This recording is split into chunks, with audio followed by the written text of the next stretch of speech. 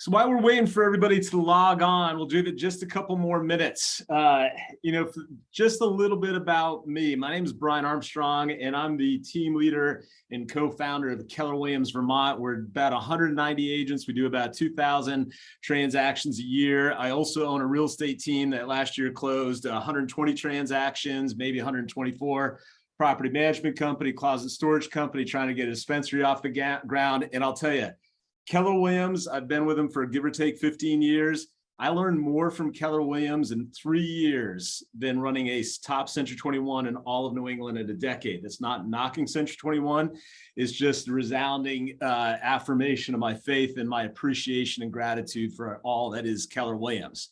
I have a good friend of mine and our productivity coach, Michael, Mr. President Hickey.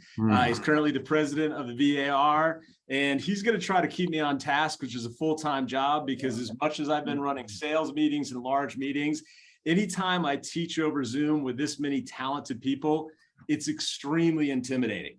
So I hope if I trip and I stumble, you guys laugh, you don't hesitate to poke fun. My nickname's Panda in Vermont. You're welcome to echo that. But more than anything, I hope you guys will jump in, interrupt, ask questions, challenge, call BS when you think it's appropriate, for a couple reasons. One is, the more we interact, the more I think we can bring value to everyone. Secondly, there's one of the things I love about real estate is there's so many ways to do it right. Now, this is session one, right? Yeah. Just kidding. Yeah, right. Hey, so I just want to chime in here. Please. As Brian said, my name's Mike Hickey. I'm the director of productivity at KW Vermont. We have a couple other people from KW Vermont helping out today. Melissa Worley, who is monitoring the chat. Melissa, you can wave to everybody if you like. Josh Beira, who I don't see have jumped on. Josh is going to be here. He's our tech trainer and the assistant MCA. He'll be around to help answer any questions about technical stuff if Brian needs help on that.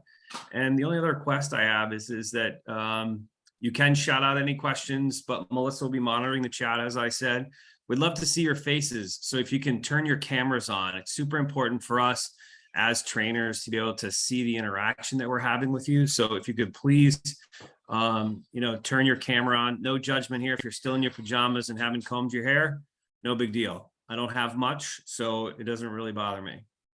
More information most of you care to know. I used to have double mohawks, Liberty spikes, dreadlocks, 4 earrings, and I'd like to think the costumes changed, but the thoughts remain the same. Mr. Barra, great to see you. Everybody's feeling well in your household. I know you got a wee little one that's not doing too well, so hopefully she's doing better. Yeah, she's running around like a mad woman today, so she's good. She's just, insane today, so it's a good sign. But I'll do my best to help out here. So while we're waiting just another minute, I have this as session 12, strengthening relationships. Anybody care to share, what comes to mind when they hear that and what they'd like to make sure that we bring to them today for value? This is the interactive session, part of this.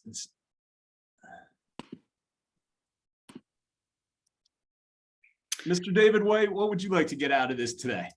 Oh man, everything you could imagine, and 12% more than that. So I got licensed September 1st, and I'm like taking this all in like a fire hose, as I think Brooke Silva said yesterday. So I just love learning all this, and then it's about implementation. So that was sort of like a political side, did not really answer what you said. Yeah. But again, different ways to strengthen those relationships in meaningful ways. I'm sure it's got to do with DISC, right? A little bit match and mirror and see who they are and give back to them the type of energy that they're comfortable with. Makes them feel cared for and keeps you top of mind. Excellent. Love it. Actually hadn't thought about the DISC, but that's one of my favorite classes to teach. So I just made a note because I think we can, marry that into that. Mr. Hosey, you were the first one on today, so you're going to turn off your camera if you don't want to speak. But what would you like to, gather out of today? And if you please introduce yourself, how long you've been in the business and so forth. Hi, Jason Hosey. I'm from the Western Massachusetts area. My office is out of Worcester, Mass, but I live in a place called Westfield, Mass, about 20 minutes outside the birthplace of basketball. I was licensed in 2020. And I've really begun practicing this year. So I've spent the past couple of years really just learning. And wow, I think I want to hear from you, Brian, because you have your hands in a lot of things. So do I. So what I'm wondering about is, as I'm building out my real estate business, but also I'm so many other things in my community Hi, Hannah. that are generating, that I'm just in a, Go ahead. If somebody to speak. I want to understand like how you manage strengthening relationships, not just in your real estate business, but in all the areas in your life where you're actually working and what you're doing, because you're doing so many things. Excellent. And so actually I'll tackle a little bit of that, and then let's hear from two more people, and then we'll get today's class going. So I can't stress enough, and it may sound like I'm drinking the Kool-Aid. For the record, I think it tastes pretty good. Keller Williams taught me more, as I already said, in 3 years about how to run a business. And I did a decade running one of the top Century 21s in all of New England. So I can't stress enough. You guys are probably familiar with A Millionaire Real Estate Agent. I think Warren Buffett said that if you're in this business, you should read it 10 times. Now, I'll always be candid with you. One, I think I've only read it 3 or 4. And also, please note, side note, anything I espouse today, I preach today, I'm failing at as well. So I don't say it from a role of perfection. But Jason, on a business level, I'm going to encourage everybody here, and this is somewhat off topic, but it's answer to your question. First, try to establish 3 to 5 lead channels for your real estate business. 3 to 5 lead channels. Now, some of them we'll talk about today will be more instant. Online leads, that lucky cherry, that low-hanging fruit that comes in, they're ready to buy a house tomorrow. We got to have those systems in our business to really help juice our, especially if you're in an earlier stage of your career. Side note, and I quote way too much, Mike's going to start rolling his eyes in no time. Yeah, this comes from Jim Collins, Great by Choice. Success is like a 2,000-pound concrete flywheel. It's really easy to keep it spinning once you get it spinning. So if you're in the newer phases of your career, you guys are really having trouble getting that 2,000-pound concrete flywheel going. And as you think of the 3 to 5 lead channels, think of, again, some instant ones, some mid-level returns. Like the biggest strength, I believe, is the 33 touch, is working to our SOI. And then also take time to build some long-term lead channels. So I'll give you an example. Short-term internet leads, Facebook ads, you're hoping they come in, they're ready to pop. Midline, you're doing a 33 touch, you're talking to your sphere of influence. Long-term, this actually goes to part of the property management and the team that I'm involved with. So long answer to your question, Jason, my apologies. I once had somebody go to the city of Burlington, download the grand list. It didn't separate multifamilies from second homes to primaries. So I had somebody go through and separate primaries to non-primaries. Then we separated multifamilies. Then we went to code enforcement, tried to get contact information. We even filed a Freedom of Information Act to get that information. And then we had somebody scrub the LLCs to the Secretary of State's office in the state of Vermont, because a lot of apartment buildings are owned by LLCs and their registered agents are attorneys. We didn't want to mail to their attorneys. That's an example of a long-term lead gen system to help those 3 to 5 channels. And as a side note, we have somebody dripping on it. We just, had an opportunity. We terminated pre-market, beautiful property with views of Lake Champlain, all from that long-term endeavor. Now, in your personal lives, professional lives, I also encourage you guys to build 3 to 5 streams of income. Profit shares, is a wonderful, wonderful thing. I think the average capper in your downline is, about $2,000 to $2,500 a month. You're vested at a certain number of years. I think Gary Keller also talked about, this is the only business that we can legally do inside trading, meaning that person who is prospecting the apartment buildings to look for listings, to look for opportunities, also look for opportunities for group buys. Now, the other things that come to mind on those too, Jason, and this is more succinct to answer your question. and this is going to sound a little pontifical. I would encourage anybody on this course today, besides challenging and interacting, great question, Jason, to focus more on learning the art of communication than how to necessarily do a listing presentation. Both are important. Both are very important. But understand the DISC, understand when, understand emotions, understand tactics, and human psychology. Like one objection handle phrase is a field felt found. The buyer says, hey, I want to wait till rates come down. I can absolutely appreciate how you feel. I know a lot of buyers who felt the same way. What they actually found was buying in a rate that was higher, they'd have an opportunity to date the rate and marry the house. And that feel felt found really focuses on the psychological desire that we all have to be like other people.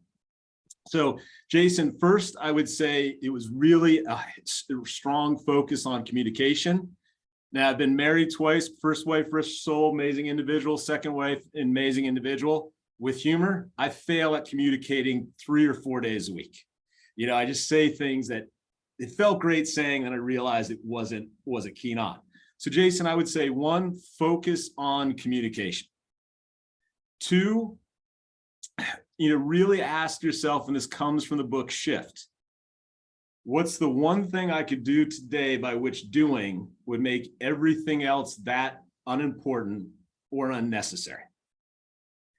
The other thing I would take a look at too, Jason, along those lines, is really break out the Keller Williams tools like the 411 and the 135. And I'll be candid, I haven't really done a 411 in about a year. Yesterday, business partner, co-founder, Adam Hergenrother, you guys may be aware of him, he's been on stage, runs Livian. I handed him a 411 and asked to be squeezed so I could really focus on some of the multiple things going. Probably the last comment that, Jason, I apologize, that was a very long-winded answer. Also use tools like 135s because we have so many initiatives. Go get listings, build long-term leads. The 135 or the goal positioning system that Keller Williams has, that's how my second wife and I started a closet company. We took out a Keller Williams 135, we wrote it down, we wrote out the plans, and it takes something that's very complex and boils it down to very simple steps. And one more comment about the art of communication, which helps me in all the various teams that I'm involved in. Watch the words very, very carefully. So I'm a firm believer that pretty much everything we desire professionally exists on the other side of a conversation. Everything we desire professionally, for the most part, sits on the other side of a conversation. Prospecting calls, objection handling. But also when you're working with people, do you want to list somebody's house or do you want to help them sell their home so they can live that lifelong dream of moving to Alaska and heliboarding? Because to us, it may be listing a house. But I see so many agents, I'd like to list your house, or the other phrase, I would like. With respect, they'll care about us if it's convenient. So Jason, I'm sorry, that was a really long-winded answer, but I'd say practice the art of communication, clarifying questions, and use things like the 135 and the 411 to help you focus on what needs to be done. The other thing I would encourage you to do too is, and this is a little off topic, but I'll keep going unless Melissa or Mike tell me to, or Josh tell me to wrap it up. I just want to interject for a second. Can you explain, Brian, what you mean by 135? Yeah, so the 135 is one overarching goal. And then under each one of those goals is underneath the big goal is 3 different strategies to realize that one goal. And then underneath the 3, tactics to support the one big goal are 5 steps or measures that would support it. So in the example that comes to mind, I'll use the apartment building database. Become a multifamily realtor of choice and create a solid stream of opportunities to buy property. Tactic 1, download a grand list in Vermont's most popular city. Underneath that, I would write down 5 ways to go after that, steps to do to get it. then I would do the number 2 of the 3.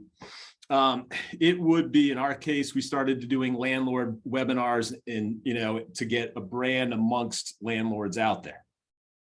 You could probably see where that's going. Melissa, did that help a little bit? And I can show examples, as well. We can send that out. Let's hear from 1 or 2 more people, how long you've been in the business and what do you hope to get other than me bloviating, and I'll pick up the pace and get to the topic matter. Jason, did that help, by the way? Yeah, I want more. Okay. All right. We'll circle back to that. Let's hear from 2 more people. Introduce yourselves, how long in the business, and if today is strength in relationships, what would you like to make sure we bring you for value today?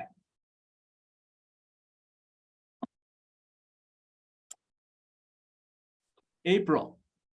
Hi, everyone. My name is April. I got licensed in February and I just started the onboarding last month.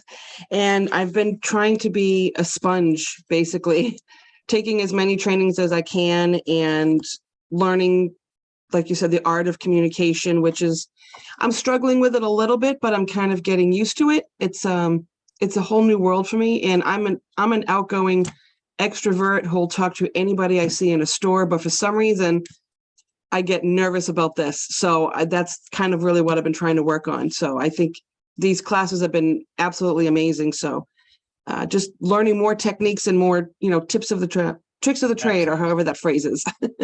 Christina, I love your cat. April, thank you for vulnerability. And I hope we can all get vulnerable today. Side note, vulnerability breeds strength, because when we're vulnerable, we expose ourselves to get hurt, commented on, all that stuff. And through the healing of those comments, we become strong. Miriam. Oh, you're muted.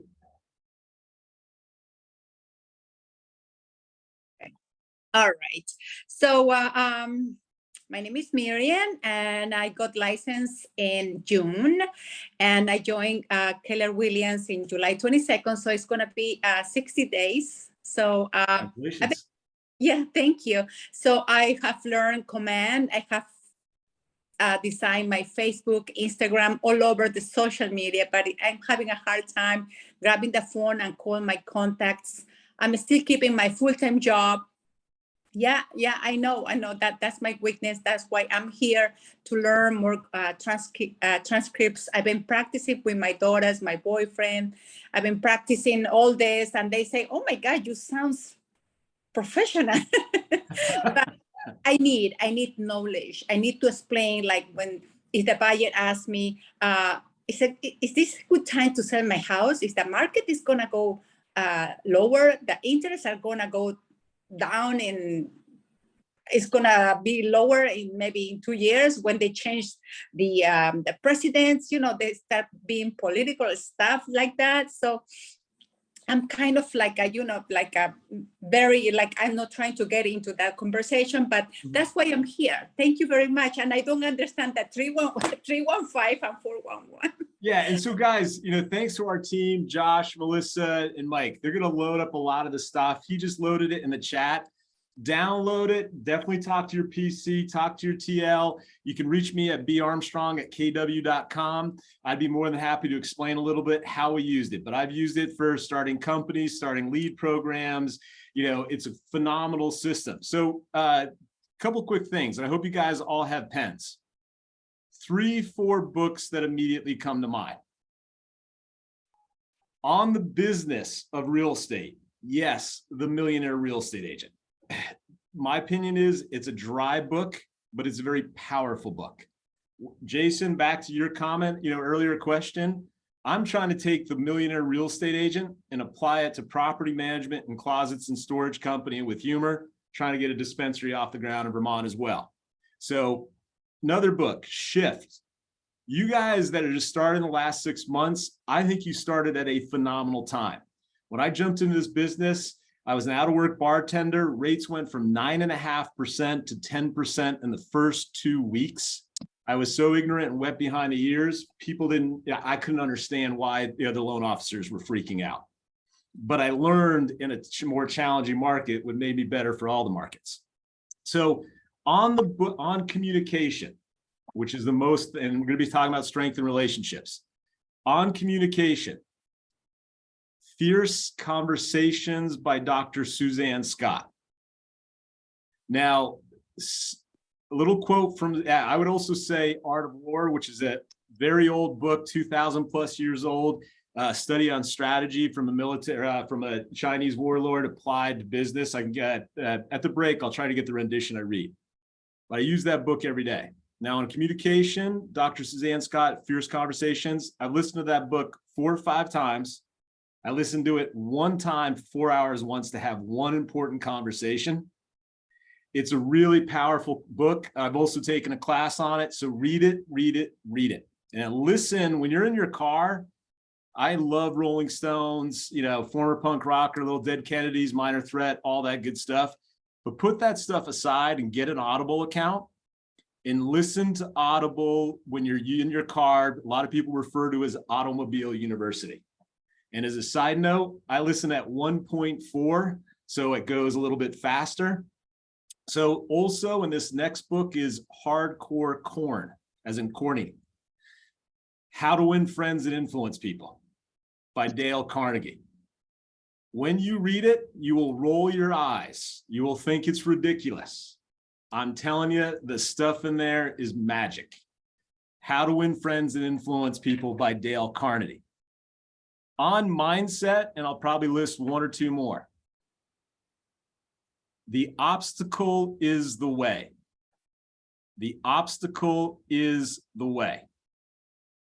And it's really a book just about how many people over time, from Edison to who's the amazing Helen Keller, to just a series of people that leveraged every obstacle in their path to make them better. So Miriam, I love the fact that you were vulnerable and you shared about practicing conversations. I would hunt those comments, those questions that stump you, that fear you, and then make notes of them. And with your PC or your script practice partners, practice them, because the obstacle's the way, and it'll help you really better slay the dragons that stand between you and your goals. All right, I'm probably getting way off track. I want to make sure I'm bringing you guys. So I'm going to try to share my screen in a second. I think I'm actually doing it right now. And hang on a second, and then we'll get going.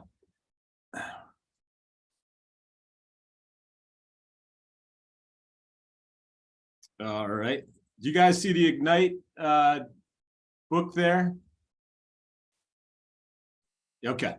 All right. So one last little side tour, and then Mike, you better cut me off. This is a more authentic story than you guys expected to hear. Just under 6 years ago, I lost my wife to cancer. I had 6 months notice, carried her body to the hearse. It was one of the most brutal things that I ever had to do in all my life. Now, 2 weeks after that occurred, I was wailing, and I took out a process that I've done a couple times in my life called a future self. And I felt like I was putting a spear through my stomach. I wrote down where I wanted to be professionally, where I wanted to be financially, what I wanted my relationship with my stepson that I knew since he was 2 years old to go, what I wanted my physical health to look like. I'm still a brisket away from that goal.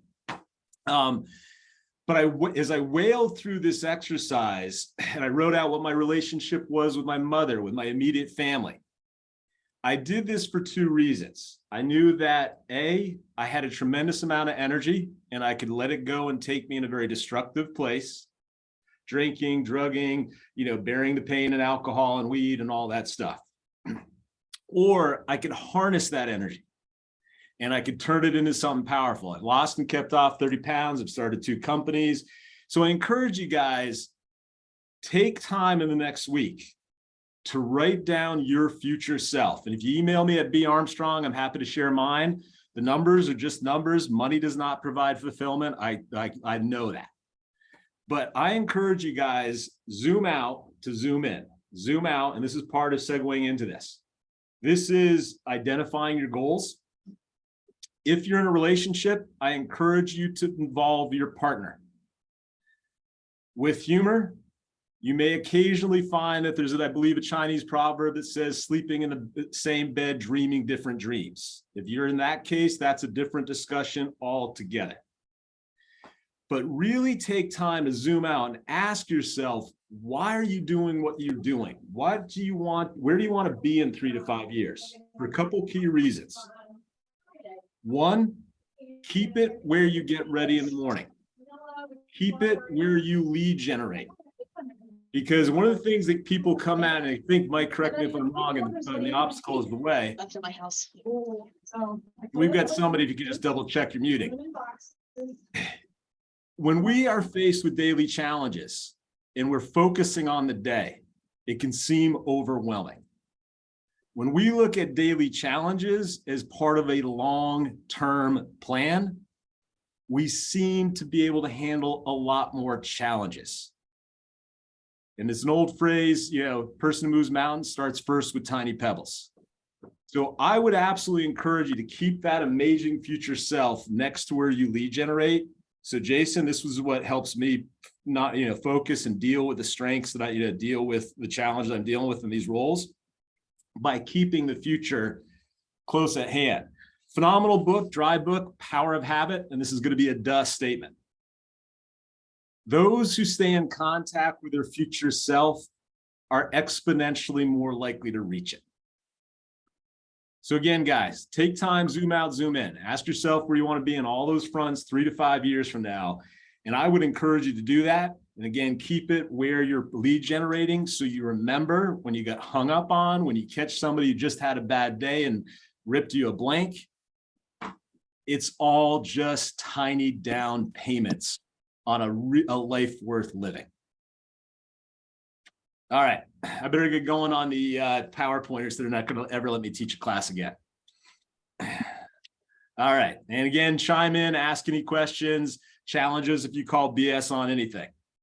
All right, so we are strengthening relationships, So today's agenda, we're going to establish the mindset. We just talked a little bit about that. But I encourage you guys, if you're just picking up the phone, it's, hey, I'm a real estate agent. I got to lead generate. I got to make some money today. You're going to hate it. You're not going to do great at it. And you'll probably give up on it. Whereas when I think about lead generating, I think about taking my stepson on a heliboarding trip. Done it twice in my life. I can feel the cool air. I can hear the rotors. And I know that it's worth what I'm doing. Identify the goals. Now, at times we'll identify the big future goals, but we'll also identify, like one of my big challenges to you guys, most underrated source of prospecting right now is for rent ads. So if I was going after somebody for, if I was going to do prospecting for multifamilies, I would identify as, goals of getting X number of appointments with property owners. And I'll circle back to those in a second. There's a reason why I love multifamilies. We'll talk a little bit about devising the plan, please. I'm sorry, Brianna, can you please mute your phone? We can hear your background. It just breaks you up sometimes when you're talking. She didn't see my. Thank you, folks. We want to make sure it's good for everyone. So devise a plan. That could be a 1-3-5. That could be from mentally from thing. But again, use that 1-3-5. Josh, thanks for posting it in the chat to really break down. Is it a circle prospecting plan, a multifamily plan? Devise the plan. We'll also go through a little bit of recaps and ahas. Hopefully we'll provide you ahas, but I encourage you guys, again, participate, challenge, call BS, whatever the case might be. And we go to Melissa monitoring chat. So if you have any questions, we'll rock and roll right through there. All right. Know that growth comes from clarity, priorities, and focused action. Positive thinking, it's great, but it's not going to get you a listing appointment. Now, maybe if you're a really good meditator and you channel the winds of the universe, you'll get a phone call. Knowing your priorities is huge. That's very important. It's the old Yogi Berra quote, be careful you don't know where you're going. You may not get there. But ultimately, it's the marriage of the three that will get us to where we want to go.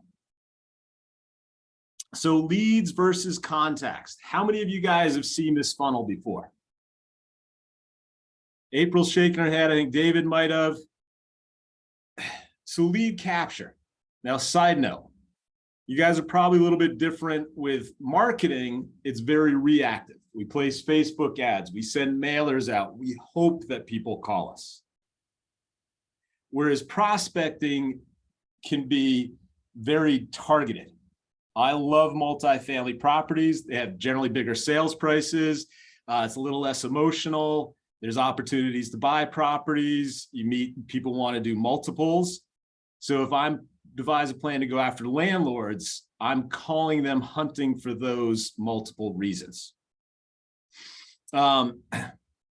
Leads, certainly come from relationships. How many of you guys love to prospect your sphere of influence? I'll put my hand down because I don't. Christina, what helps you come to peace with it? Why are you one of the minorities on here that likes it? And so many of us were nervous to raise our hand, even me. I guess just because that's where I got my start. Like I actually started out in property management, and then my broker started giving me multifamilies to help sell them or to help them buy more. And then I started working, like I started having my friends and family and people I know reaching out to me to help them buy or sell because I was sharing on Facebook and Instagram. And so I guess just because that's kind of how I got going on growing. But I also like it because it's a natural, like I already care about them. It's easy to have those caring conversations about their goals because it's already like that relationship's already there. So, there's that piece too. Love it. And they Melissa, don't judge you, Christina. If you fumble on something, they don't know. They already like you, so they're comfortable. If you know what, I this is like what my bazillionth career. So I'm already like, if I don't know something, I'm already comfortable saying I'm not sure. Let me look into that, or let me ask the right people. Like I know who to ask. So luckily I came into it already being comfortable with saying I don't know. Plus I have kids, so I have to say I don't know all the time.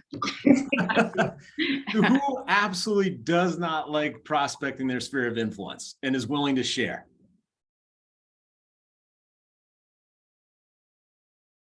So I'm guessing that a fair amount of you don't like it, but you're just not willing to share.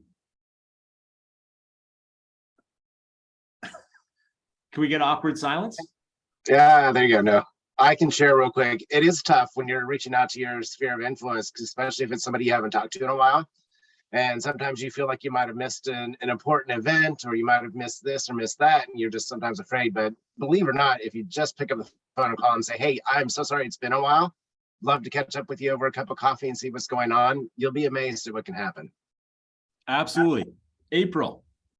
At first I was really, really nervous, but I kind of worked into the conversations with the people I haven't spoke to in a while, that because most of them knew why I was calling, because they all saw my postings on Facebook and my new headshot.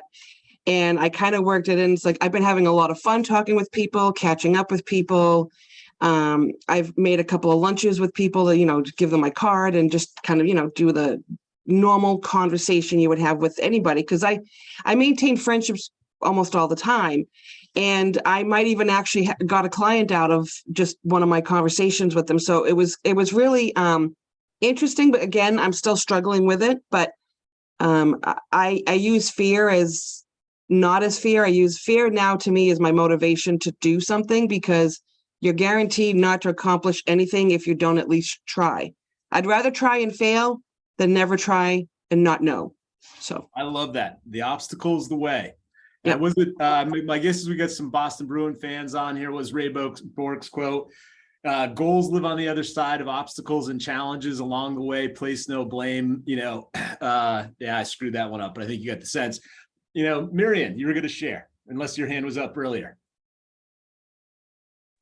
Well, my two daughters, they are interested on buying a property. So I set up a showing. So it was just hard to deal. It was kind of like, because she was dealing with mom, she actually wanted to have the showing at her time. She was not on time. We ended up going like in some difficult conversations. That's number one. And then number two, I actually sent them to two different lenders. And, I was kind of like, just talking with them, giving motivation. And then at the end, they say, Mom, we're going to wait. We're going to wait. But it was hard to deal with my direct family, immediate family. It was good, but now we cool because probably I was a little pushy with my family or my two daughters. That's my experience. Well, better to practice on family. So a couple things. One is that I've probably, brought more new agents into this state of Vermont than anybody else has, and I'm very, very proud of it. Worked with some amazing people. I think half of your sphere of influence is going to blindly trust you. They know they care.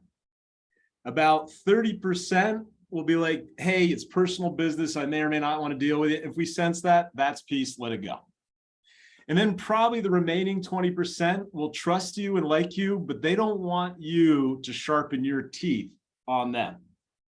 So we've got to make sure we do things like the 33 touch to have them see that you have success along those lines. Now, I encourage, if you guys haven't, take Bold. But one of the things they talk about in Bold is a Ford sandwich. Family, occupation, recreation, dreams, and the sandwich is in between family and occupation, the business ask. Hey, Mike, how's it going? It's just touching base, family, occupation, dreams. I hear Riley's out in Montana. How's that going? How's the job as PC at the state of Vermont? Hey, I was just curious, Mike. I made a goal to help 20 families this year, buy the next great place they want to call home. Not buy a house, buy the next great place they call home. Just curious if you know anybody that I could help. Hey, last time we were talking, you were just going on a golf trip to Maine. How'd that work out? And then you ask dreams. I'd probably ask about his wife, Kelly. Now, am I expected to answer all these, Brian? Or are you? We're going to keep going. I'm talking too much to, I'm going to be behind in the PowerPoint in a second, because God knows we have to live by PowerPoints. Now, game things. So what I used to do and still do, and I occasionally call SOI, is I would follow up with, hey, Mike, I asked you for help. What can I do to help you? And I had a lot of people like, what do you mean? And I said, well, I asked you if you knew anybody who's looking to buy or sell a home. What can I do to help you? I had one person say, well, I can't find somebody to mow my lawn. I spent the next 15, 20 minutes getting them lawn mowing services so that I didn't feel so guilty calling my sphere, asking them for help, repaid it. So look for a little bit of gaming, but I am definitely getting behind. So let me get you guys up and get going. So leads, you have the right to have a one-way conversation. Back to communication. When you're having those conversations, try to leave opportunities for question. So I'll give you an answer. For example, just listed phone call. Hi, Melissa. My name is Brian Armstrong. Your neighbor's house sold at 123 Smith Street for $435,000. Just curious if you have any questions. Melissa probably doesn't, because I gave her the price. Versus, Melissa, I just want to let you know that one of your neighbor's homes sold. It's probably going to have an impact on value in the neighborhood. I was curious if you had any questions. It starts to promote a two-way conversation. So leads, you have the right to have a one-way conversation. Contacts, you actually engage in a conversation. So I would say a lead, if somebody potentially just listed, but it becomes a contact when you can have a two-way conversation. Make sense? And depending upon your market area, I would probably target 15 to 20 contacts per day, which is going to be very hard in the beginning, especially as you work out your systems. Contacts are also a value-based relationship once that relationship has been established. Now, a moment of candidness. I probably had a D- database the second time I stepped into the TL role. This is my second tour of duty. Lovely job. When I stepped away from the real estate team that my first wife, rest her soul, started, I didn't want to leave them adrift. They've been very kind to me through the darkest hours of my life. So I asked myself, what can I do to bring them more value? And then I realized I had a D- database. So my new assistant, Rosie Morales, and she's been with me a little over a year, and my business partner in the team, Cole Elwood, actually had me download my phone, print it off, and made appointments with me to go through it and say, who's this person? Who's this person? Who's this person? And Rosie, an amazing individual, said to me, I feel like there should be more impactful things that I could do for you. But I said to her, this is again Confucius. Person who moves mountains starts first with tiny stones. This is where we built our 33 touch, which we're going to talk about in a few slides. Our team now does 4 events per year. We had 65 people at a barbecue recently, and we gave ourselves a reason to call from contribution. Side note, I smoke a lot of meat. And so we do a barbecue once a year, and it's really, people look forward to it. During COVID, side note, we had people reach out to us and ask us if we were going to do any events. We had one person threaten to report us for a pie event unless we gave them 2 pies. We made sure they got 3. All right. Focus on building relationships and take the market share. Focus on building relationships and take the market share. Again, I would find out, what people's Fords are: family, occupation, recreation, dreams. And as a side note, does anybody look at Command or any other CRM they use and sort of roll their eyes as it's a lead generation tool? Adam hit me with a statement from Family or Mega Camp that really resonated with me. CRM is a way to communicate with people, not just a lead generation tool. So think about it. Start with mindset. Today's conversation is tomorrow's transaction. With humor, what's today's date? December 20th. Mr. White, great answer. Does everybody understand why he said 90 days from now? Anybody want to guess? This is where I let silence do the heavy lifting. So, because about 3 months from now is when our efforts from today will start to come to fruition. Yeah, absolutely. So, and that's, pretty much a rule I've seen happen over, 20, almost 30 years. What we do today is our paycheck that we earn 90 days from now. Okay. Once you meet new contacts, you either do business them with immediately or you don't. Either way, once you've met them, you put them in your database and stay in touch with them forever. Gary Keller.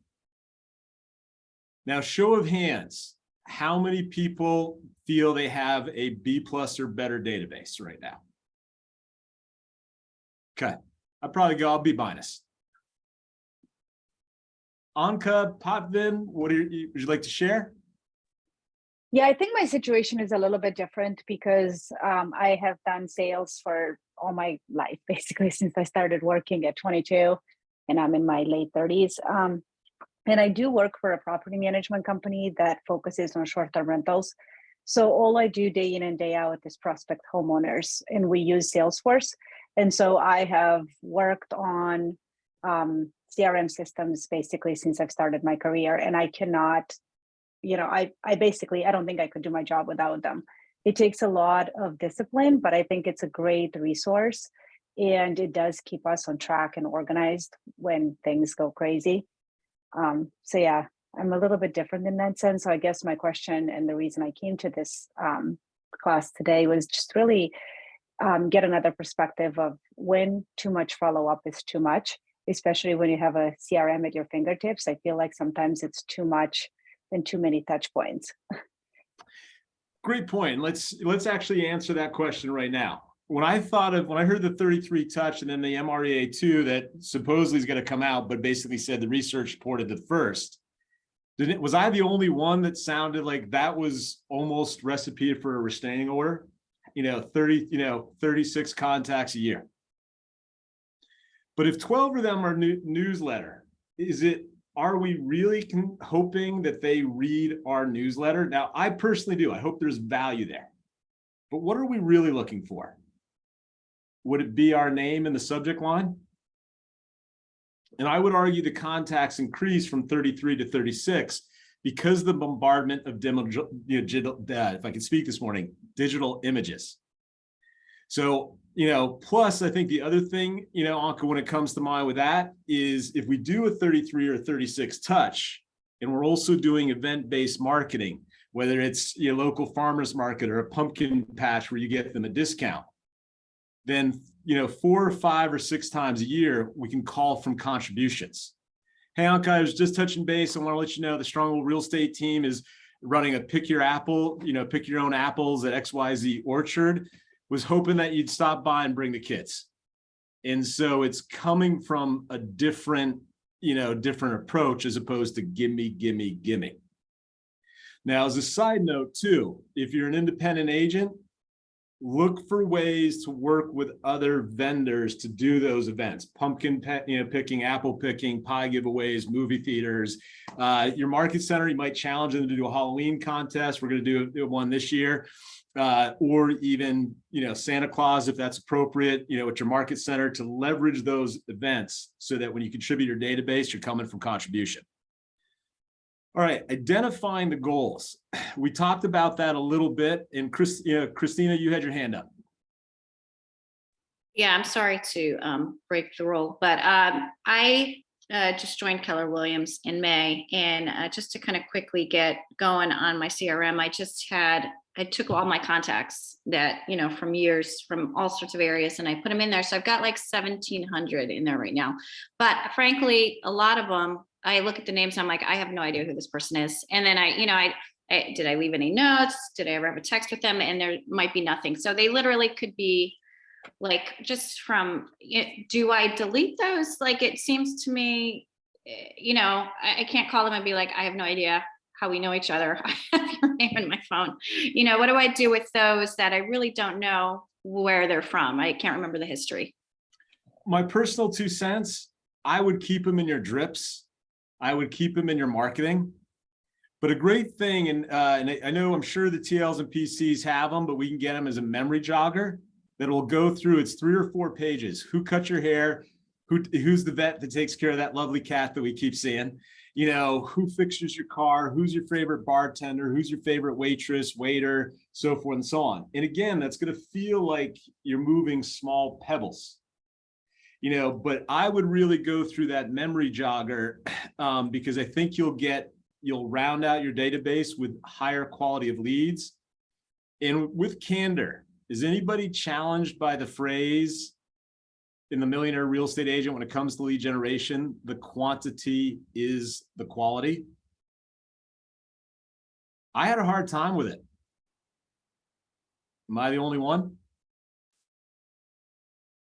Because we're so used to thinking the quality, quality is more important, and it ultimately is. But when leads in databases, I would say the quantity is the quality, because if we have a lot of leads, if we have a lot of people in our database, I can't remember the ratio for unmets, but for met people, for every 12 people you do a 33 touch to, on average, you'll get 2 referrals per year. For every 12 people, it's a phenomenal return. And again, jump in with any other questions too. So identifying the goals, and I think we talked about big picture goals, future self, where you're going. But I would also, as you begin prospecting, either just listed, just sold, aka circle prospecting, or for rent ads, which is one of my favorite opportunities, identify the goal of that action of that day. And that might be X number of contacts, X number of appointments. You also might have a buyer that you're having problems finding property for.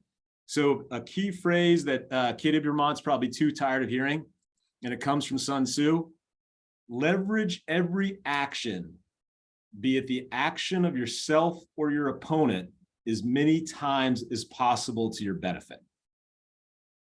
So if I have buyers that can't find a multifamily property to buy, I'll want to call a ton of for rent ads or this apartment database that I built.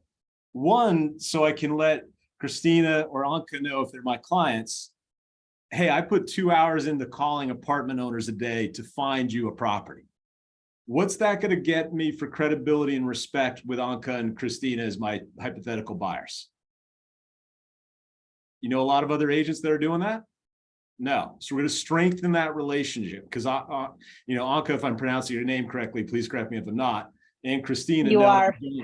Thank you. That I'm going above and beyond what most agents do. Then I'm going to leverage it, because if Mr. Bruce Rutter was not happy with my phone call this morning, and he says, Brian, I'm looking, can't you read? I'm trying to rent the thing. I'd say, hey, Bruce, I actually just got my GED yesterday. I put down the crayons to make this phone call. And I happen to be working with two amazing investors that are having a hard time finding multifamilies in this market. If you were working with an agent and you were having trouble finding them property, wouldn't you want them to call landlords? Try to leverage it to break down the ice and strengthen the conversation. Then I would leverage that, and this is going off on a lot of tangent. I apologize, guys. I hope I gotta get back to the agenda. But along these lines, one of the goals and reason why I like for rent ads, because if Bruce was an investor, he might A, have just gotten his blank handed to him by a tenant. Vermont is extremely pro-tenant. It could take us 6 months to a year under certain circumstances to get people out right now. He might have just had enough and is ready to sell. He also might be like many of you, and my guess is Jason, certainly like me, and I know probably like Josh, looking to buy more property.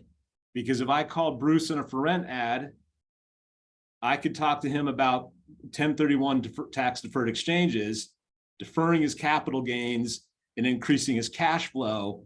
I might get a buy, a sell, and possibly another buy out of it. Think multiples.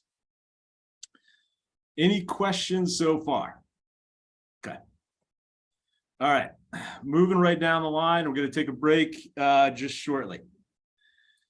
So lead generation, then lead follow-up and lead conversion. Now, I do believe Gary's correct. He, I think, made the argument, most of us don't have a lead generation problem.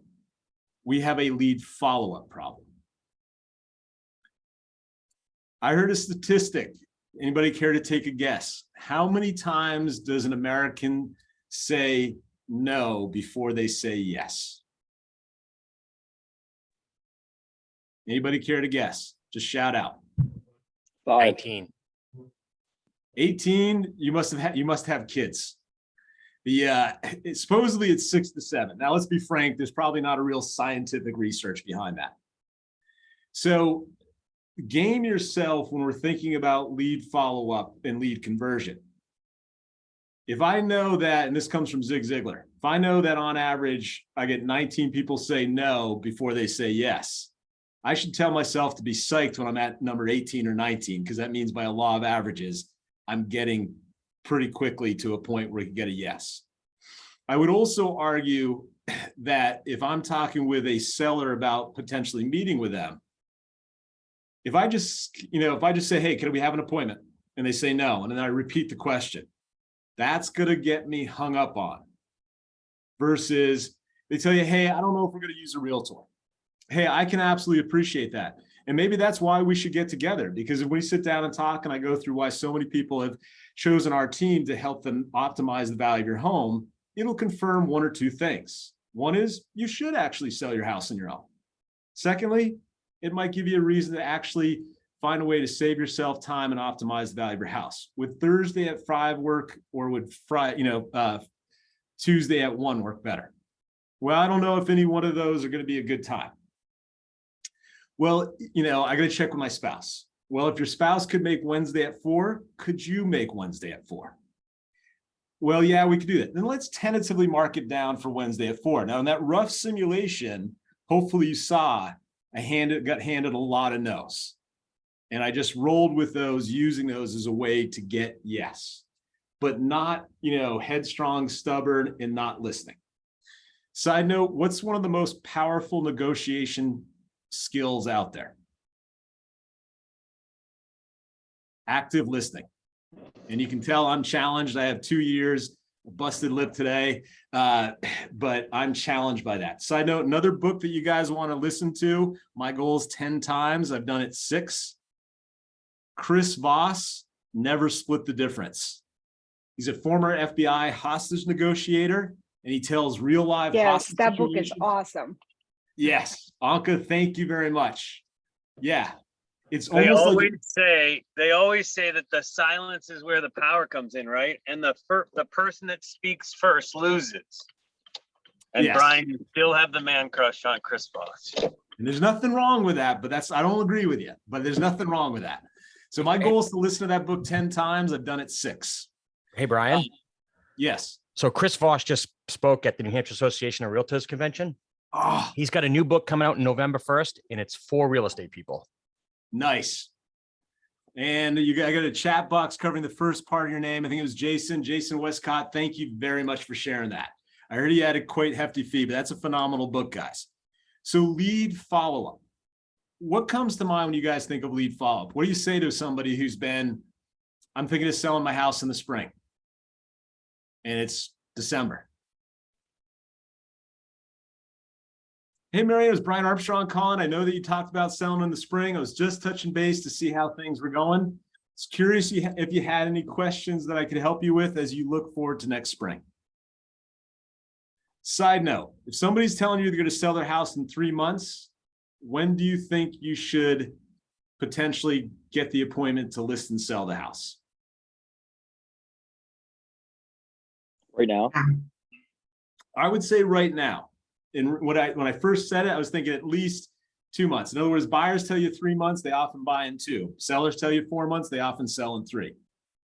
But find ways to talk with them so it's coming to value. And I would definitely talk to your broker or your TL. We've seen a lot of people in Vermont because our inventory has shifted from 1 month supply to 1.6 month supply that are taking listings months in advance before somebody wishes to go live. They're not marketing it externally to apply with NAR's clear cooperation, but it puts them in a position if somebody in the building, somebody in the office wants to see a house like that and they couldn't find it to get it. So I would absolutely think of that. Lead conversion is obviously getting the thing to sign, get everybody to sign the contract. And side note, in Vermont, you guys assume have consumer disclosures. There's 2 approaches that I would toy with in the consumer disclosure, assuming you have them. A lot of people like to go get them signed ASAP because the state asked them to do that. My approach was actually one of Chris Boss's mentor uses the phrase start with no. I would explain to consumers how I'm legally required to ask them to sign the disclosure, but they don't legally have to. You know why I did that? Put them in control. And oftentimes they wouldn't sign it, and then I would date it, and it would bring down the arms. It would actually help me get the buyer client signed because I put it on their terms. Somebody's zippering up a zipper. So tell you what, guys, it's 9:58. Let's take a 5-minute break. I'll tune up where I'm in the agenda, get a little ahead, and feel free in the chat box to let us know anything we could do to bring you more value. And that's including giving me constructive feedback if my side stories weren't helpful. But let's take 5 minutes and then rock and roll and get right back in. Oh, okay. So that would, where should I go to get that? Hey, Brian, are you staying on? Yes, I am. I got a quick question for you. Absolutely. And if you identify yourself so I know who it is, that'd be great. Sorry, it's Jason Hosey. Excellent. Okay, am I on? Go for it. So I just wanted to hear what you said again about getting the agreement signed. And then like introducing it and then putting the ball in their court. Yeah, so I'll give you, one story that comes to mind. Gentleman by the name of Brian, first name same, his wife Shane. They were people that I would see, and I consider them friends, but like loose friends. You saw them at the same party, but you weren't really close to them. I go to Brian's house one night to meet with him and Shane and talk about buying a home. Brian's making jokes about how we make too much money as real estate agents. And I knew there were little barbs in him. So he was a nice guy, but he had questions. I went through the buyer-client agreement. This is a takeaway, and I'll go back to the CID. Went through the buyer-client agreement. His wife, Shane, was ready to sign. And I know he would have been a smart husband and signed as well. But sensing he was making those slight little barbed comments, I felt like he would have done it begrudgingly. So I did the takeaway. Hey, Jason, I can see, your spouse, has some additional questions. I'm going to suggest we don't sign this tonight. I'm going to suggest that you guys talk amongst yourselves, really make sure it's the right thing for you guys to do. And let's touch base tomorrow. Okay. Now, who was the first person to call me that morning, the next morning? Brian. And he said the buyer-client agreement, we're happy to sign. And I felt it was more effective because he wasn't doing it because his wife wanted him to. He had time to process.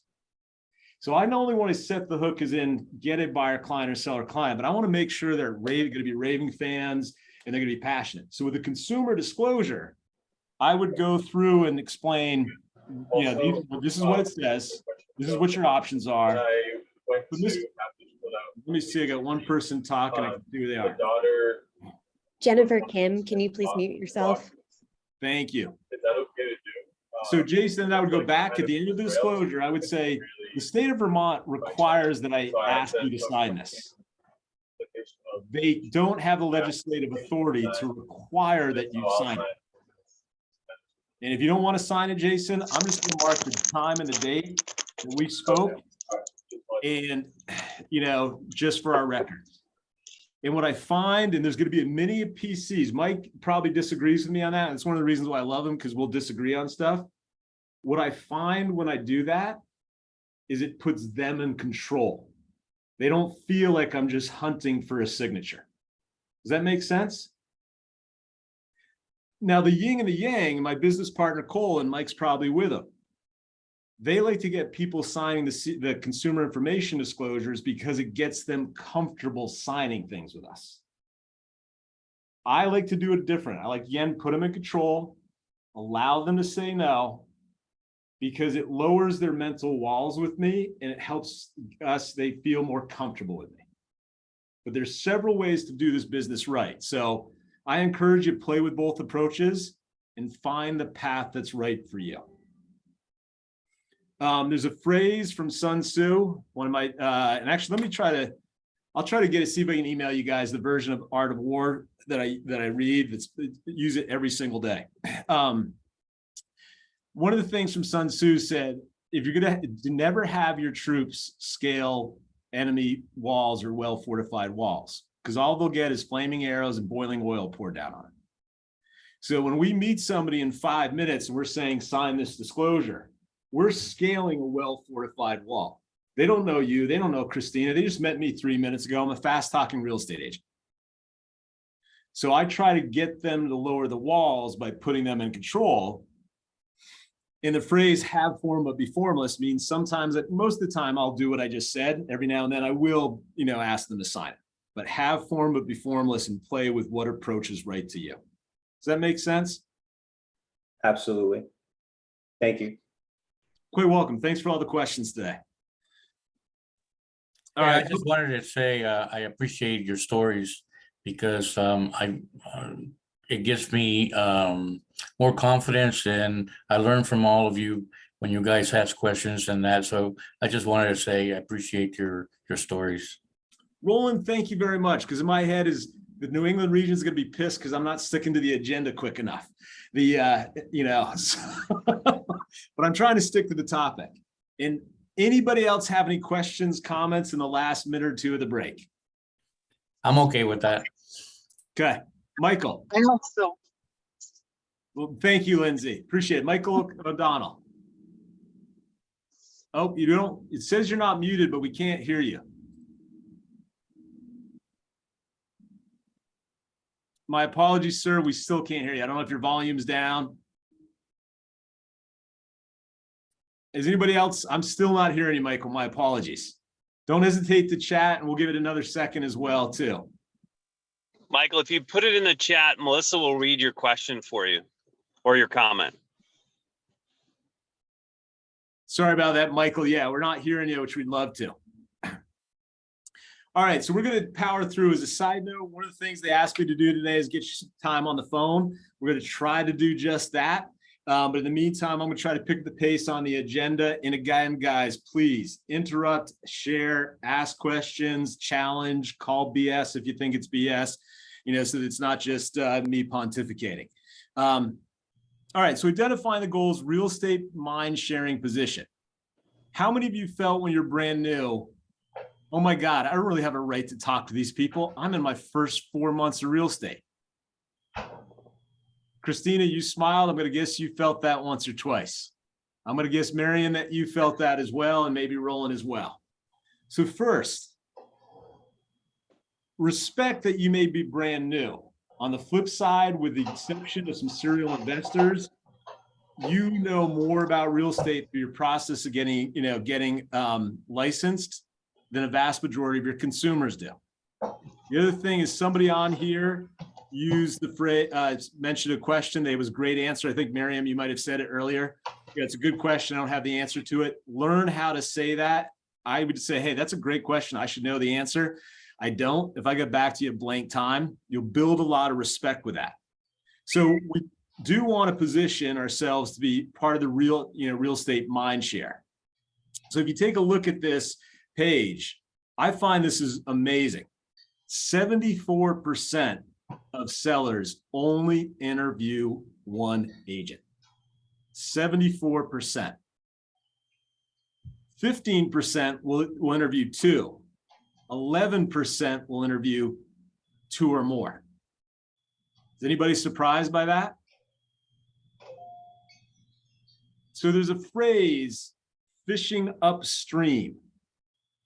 To me, fishing upstream would be the example of just listed phone calls or just sold phone calls or calling for rent ads because they're not identified themselves as ready to sell right now, but we're fishing upstream before they hit the market.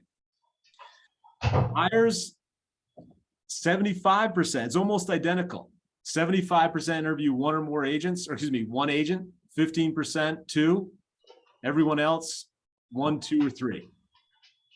Now, as a side note, if you're talking with somebody who says, I've already interviewed another agent, if they're a fellow KW agent, I would treat it with the utmost respect and be very kind, because alone we're a drop, together we're an ocean. If it's a competitor, I'd say, hey, I can absolutely appreciate you've interviewed an agent. Would you like a second opinion? Better yet, I'd weave in a feel, felt, found. Because again, we have an innate desire to be like others. Hey, you've interviewed an agent. I can absolutely appreciate how you feel. I've talked to a lot of consumers who've actually found interviewing one or more agents has been able to help them choose the right agent for themselves. And then, so give them a reason, feel, felt, found. And side note, when you practice algorithms like feel, felt, found, practice them on your spouse, your friends, your family, get used to, tripping and stumbling, but try them because they're very, very effective. And you'll identify various tactics when it comes to language. All right, moving right along. So a couple of you said you've enjoyed the stories. It's helped you, grow. Any other ahas from the first part of today's conversation, other than I drink too much coffee? All right, well, in the name of time, we'll keep rolling right through. Identifying the goals, convert contacts to close business, remain top of mind. So as a side note, how many of you are actively posting on social media right now? Facebook, Instagram, TikTok. Okay, couple things. One, you probably heard, and there's an algorithm here, 10, 15, 5 or something like that about the number of business posts to personal posts. But one of the things, back to that comment, leverage every action, be it the action of yourself or your opponent, as many times as you're beneficial. If you, I love Vermont. And so when I was front lines, I'd love to take pictures of just beautiful roadside views. I love my realtor life. Out helping some other, some families find the next great place they call home. I wasn't saying, send me business, send me business, send me business. I was talking about what I was doing. See the little bit of difference? So I would encourage you guys, as here's another example. I took a picture of cookies one time and I said, free cookies and milk, 123 Smith. It was down in Starksboro, Vermont. I can't remember the address. Such and such Main Street, Starksboro, Vermont, free cookies from 1 to 3. Do you think most of my sphere of influence knew what I was advertising? It was just a different way to talk about an open house. All right. Remain top of mind, convert contacts, remain top of mind, leverage mind share for referral business. And that was just an example of how to gain mind share. Talk about what you're doing without necessarily ask. All right. Devise the plan. And I'm going to see if we can pull up a 135 in the chat box. Let me do that. All right, hang on. Touch base your plans. All right. So devising a plan, we'll cover that a little bit in detail. I'll go through the 135. When let's take for rent ads. What comes to mind as a possible plan that you would need to have to execute a productive session of lead generating? I'll start the conversation. First, identify where I'm going to get the for rent ads. Craigslist, front page forum, hot pads. I can't remember some of the other ones, that advertise rentals. Two is, I would probably think about the script that I'm going to use. Possibly writing it down, practicing it. Now pause, back to the kid who had mohawks and Liberty spikes. If that 16-year-old punk rocker thought he was going to be standing in front of give or take 60, amazing individuals and promoting scripts, that kid would have had a heart attack. Because when we think of scripts, we think of, I don't know about you, but I think of timeshare sales. I think of, hardcore just sell, sell, sell, as opposed to algorithms to build better relationships. So back to that plan, another part of that plan might be writing down the objections that I'm going to handle. Now with humor, the for rent ads, I do expect, what's the matter, Brian? Can't you read? I'm trying to rent this. I'm not trying to sell it. And I use humor to come back at it. So the other part of the plan may be, where are you going to get the phone numbers? Now, as a side note, I encourage you guys to take a look at Vulcan 7, Red X. I'm going to forget another one, Cole's Realty Resources. There's another one or two that I'm missing. Cole's Realty Resources is a list of, you can get people's addresses, cell phone numbers. Vulcan 7 will go after for sale by owners. FSBO's expireds. They can do historical expireds, meaning expireds from years ago. You can have scrubbed. They'll come up with lists. They'll ask you whether or not you want to follow the federal guidelines of do not call. Of course, on a recorded thing, I would absolutely say do only that. And some of them will have 3-line dialers. Now, I'm an avid snowboarder. Using a 3-line dialer was like snowboarding on a sheet of ice. I was always terrified that, because it dials 3 lines at once. I was almost always terrified 3 people would pick up at once. Never happened. Now you can also set it up so that if 2 people pick up one gets a recording, or one goes, hangs up, or one gets, some people done recordings, make it sound like they're on a troubled cell area. I wouldn't necessarily recommend that. But do explore those tools, because the one thing I will tell you about a 3-line dialer, and even if you turn it down to 2, the time it will save you procuring certain phone numbers will be significant. Brian, go ahead, please. Jason was asking in the chat if you also have rent ad scripts that you can share. I could actually probably, Melissa, if you shoot Rosie and I just a message, I'll type one out real quickly and see if we can shoot it back to this group. Jason, if we have a little time in the end, I'll try to speak slower and see if I can give you a couple for those. But one comment on for rent ads, then I'd better get back to the agenda. I've gotten 5 deals out of 1 for rent ad call. Listing from the rental owner, another listing, a referral that did 2 transactions with me, and then a second referral, all from 1 for rent ad. I would argue right now for rent ads are the most underrated source for listings right now. Side note, if you're looking to buy property, and I encourage you, do buy property. We have the phenomenal gift being real estate agents. Call for rent ads. You're probably going to find some owner financing too. Knock on wood, I'm under contract with owner financing right now in a pretty nice building, thanks to my business partner and this approach. All right. To the slides. 19 connect, 4 touches, quarterly phone calls, 12 touches, monthly, newsletters, 2 touches, promotional direct mail, and 1 touch, an annual party or moving a screening. So they're saying the history teaches us that 19 contacts to really connect with somebody. So what I'm thinking of, this is one of those home valuation inquiries. I'm thinking of selling my house. In reality, they're probably not going to do something for 6 months to a year. But 19 contacts to drive front of mind. Now they say 36 to convert, which went up from 33. 4 touches, 26 touches be a biweekly email offering, 2 touches events, get-togethers, 4 touches promotional direct mail, stuff like that. And 1 high value touch that solidifies the relationship. There's an old phrase that says people will not remember what you said, but they will remember how you made them. What's the last word?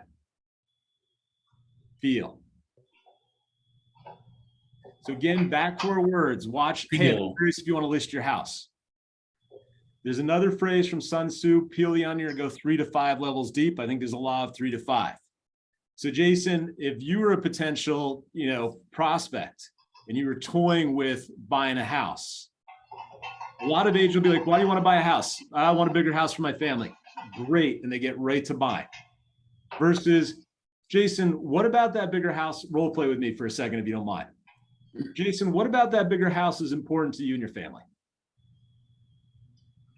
I just want to have more space in case we want to have more children. Excellent. So, wow, that's exciting. Now is your house too small right now? Do you have kids sharing the bedroom? Tell me a little bit about the challenge with your current house. Well, I'd like to actually have a place where I can dedicate to having an office. And until we grow our family, I'd like to have a place where I can have my mom and dad come and at least stay in a room overnight if they want to come and visit. Just kind of planning for the future. Nice. Now your parents getting up there in years, they in good health or?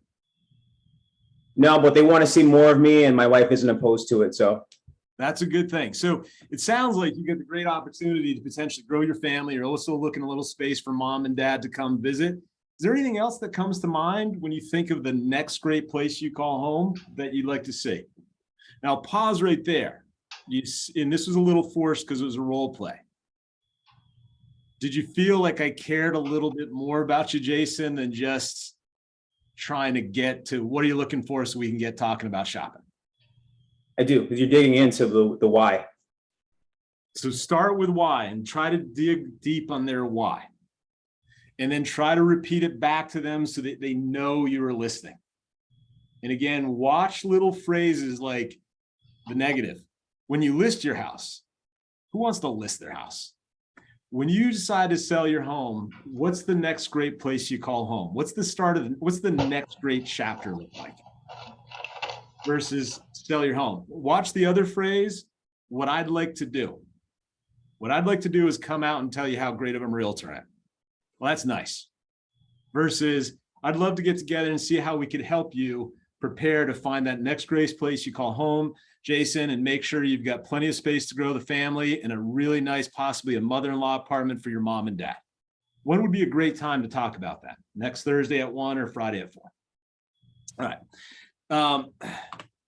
Anybody have questions about events? We're not going to go too far into them, but both of these, the 19 and the 36, talk about events. Do you guys have any questions about how to run some events or ideas?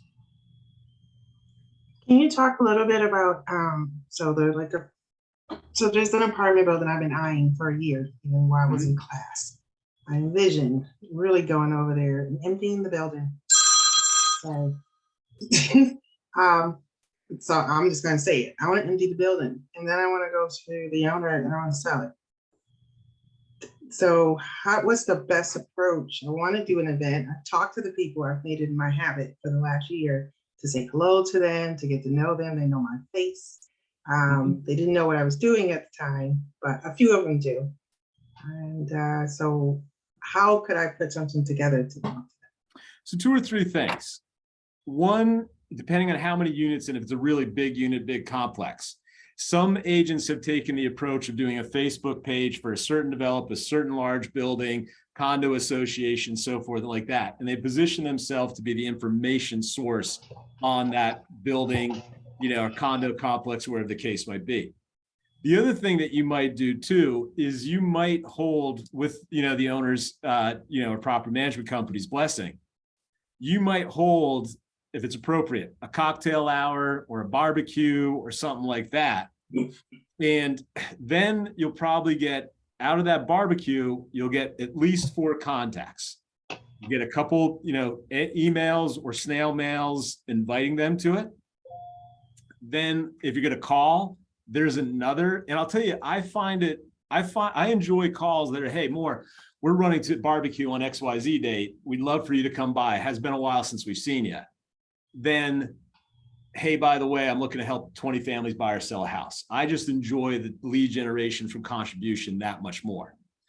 And when it comes to the actual event, one is you could do a couple things. You could get a lender to help you, an insurance company to help you, both and share the costs. You could look at doing a small catering. The other thing that I do, and you've already heard me say it, is I smoke a fair amount of meat, and I'm rumored to have the best brisket east of the Mississippi. Some even say it's better than what's in Austin.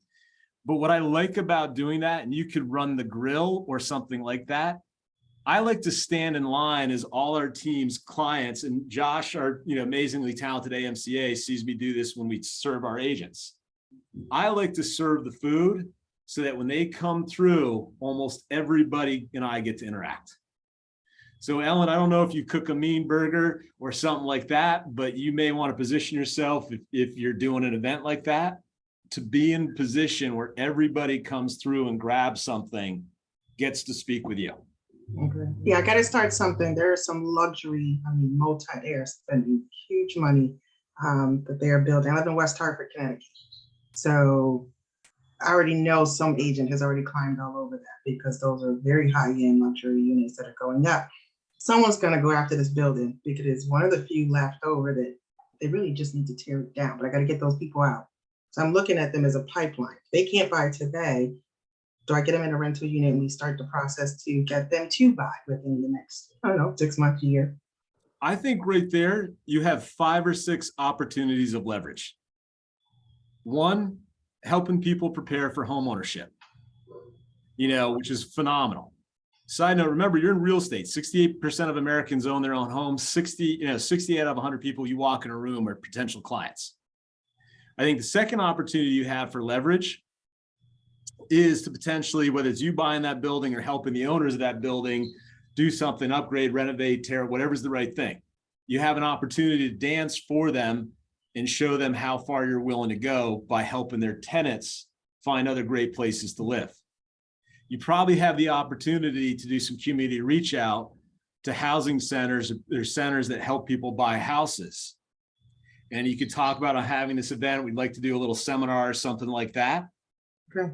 And then your other opportunity is to get everyone's contact information, put it into commands, use a 33 touch, and then you've just had 6 or 7 points of leverage. Make sense? Yes. Yep. I'm working on my QR codes. I got one for the Keller mortgage, put that out front. And then I want my app QR code. So yeah, and I wouldn't hesitate, to do a virtual home buyer seminar. There's, I think, a new book was just coming out or just reintroduced from Keller Inc. about buying your first home.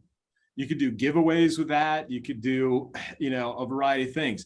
And just the pause, and I'm going to make sure I pick up the pace else about the agenda, make sure we cover the stuff that's on there, is, and I don't stop asking questions, because I think that's more important than the agenda. If somebody else is doing it, flattery is the best, imitation is the best source of flattery, or what's the phrase go? Like, there's a guy that is the #1 multifamily agent in Vermont. I like him. I got a lot of respect for him. I hope to take that position for him one day. It's going to take me a few years. And so I'm going to use his success to fuel me to have a friendly competition. So Brian, can I make a comment? Please. So Marie Malord, who's one of our best agents, even though she's only 2 or 3 years in the business and she's a dual career, in her first 2 or 3 months, she decided that she would do first-time homebuyer seminars. She teamed up with a local lender and they did 2 first-time homebuyer seminars, and they didn't get great attendance. She was a little disappointed. The first one, I think she had about a dozen people. The second one, it went way down to about 5. However, she sold 2 homes off of that so far and has a listing. So they're definitely worth giving a try to.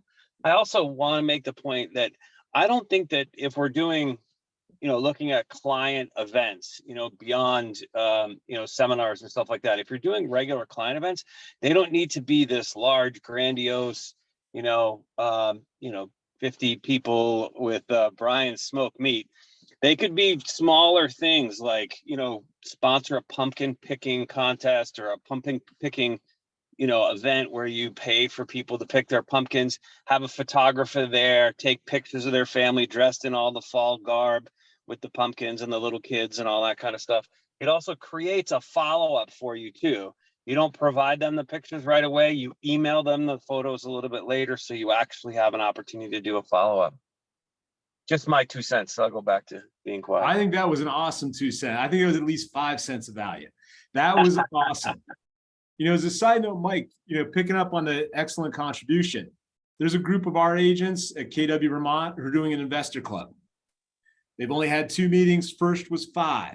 Then there was like 12 people. And some of them were past customers. One was another agent showed up. So we're not seeing a lot of return just yet. But again, you start moving mountains by first moving small pebbles. So I think you can do, just like Mike's saying, small events, stuff like that come to mind, and start to build those. Just stick with it, right? Yeah.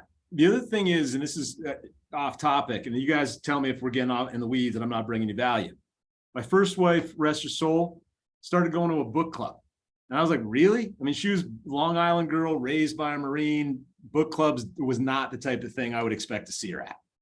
But she did it because she leveraged it. She enjoyed the company of the people that she was going with. She got out to a different house to have dinner every month. And she met some people who were well connected through that group and actually did a bunch of real estate out of it. So that's where the amazing thing that we have in this business is we can blend so much of what we do for our business. When I played golf, which is not much, I joined a league. It was great. I was terrified. I'm a horrible golfer. In fact, I won't even let Mike see me golf because I'm so that bad. But I'm getting a little off in the weeds, but hopefully that helps. Mike, thank you very much. Craft the message. Use 6 connection questions. So when you're coming up with your plan, think of the connections. Back to the for rent ad, which is the example I keep using. Hey, Mr. and Mrs. Smith, I was curious if you actually thought about selling your house. Question number 1. Now I'm all set, Brian. Well, Mr. and Mrs. Armstrong, if you were to sell, where would you go? Would you buy another property? No, we're just not interested. I might ask another question. Are you familiar with 1031 exchanges? That's the 4th. If I could show you how to defer capital gains and increase your cash flow and accumulate more wealth, would it be worth a 20-minute cup of coffee? So maybe it wasn't 6 right in there, but it was pretty close. Include a MOFR, offer for immediate response. And that MOFR and what I just said was, if I could show you how to defer your capital gains and increase your wealth, would you be interested in a 20-minute cup of coffee in the next couple of days? Make offer for immediate response, MOFR. All right. Developing your 36 touch plan. I tell you what, rather than breaking out and doing 10 minutes, do you guys want to just power through an example of a 36 touch right now? Get some contributions? Okay. So what comes to mind first? We've already talked about a few of these. How could you bang out 12 contacts? Newsletter? Where could you get newsletters? So a comment on that. I encourage you guys to participate. You can buy well-crafted, beautiful newsletters. Here's where I see a lot of people break down.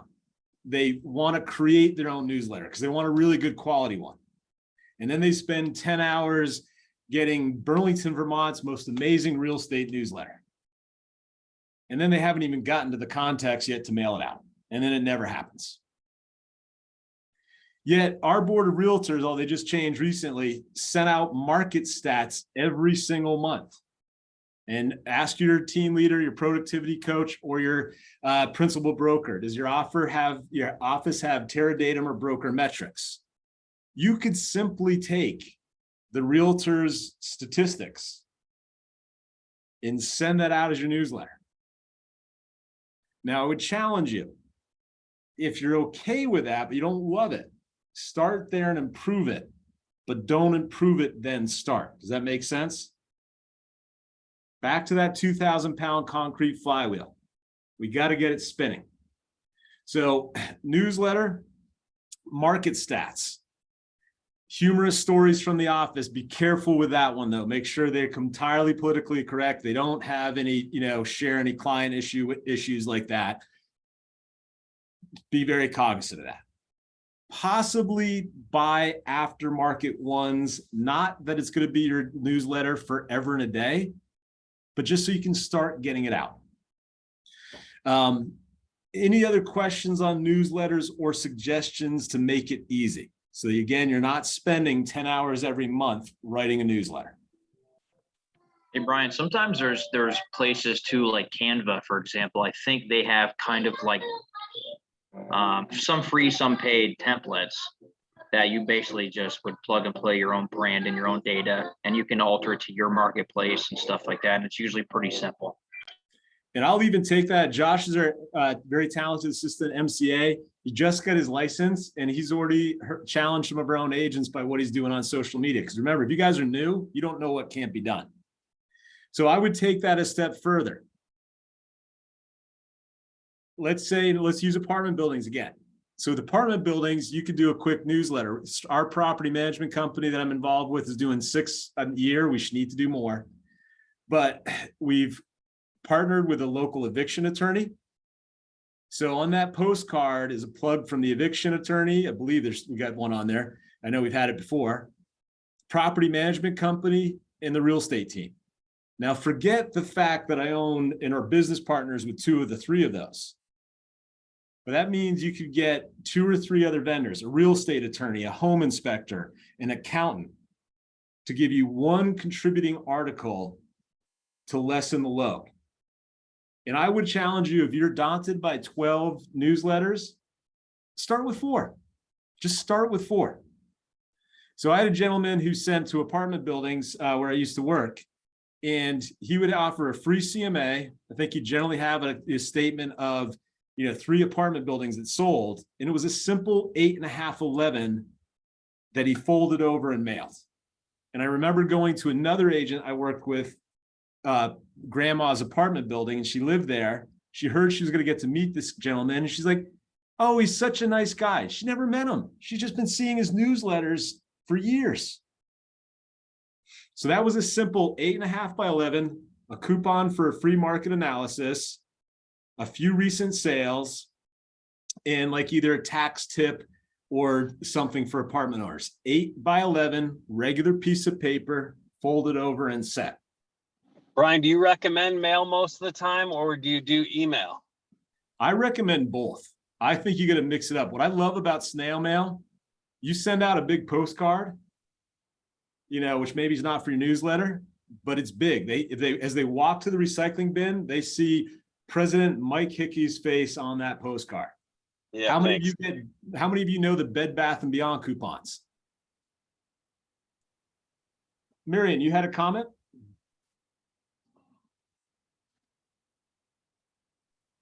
Yes, I just wanted, I want to know what is the most effective way to send those newsletters, be a regular mail, email, or text messages. So actually the same question that the other gentleman was. So here's my 2 cents. Again, focus on getting, and I mean this with love, everybody, focus on getting it going and then refine it.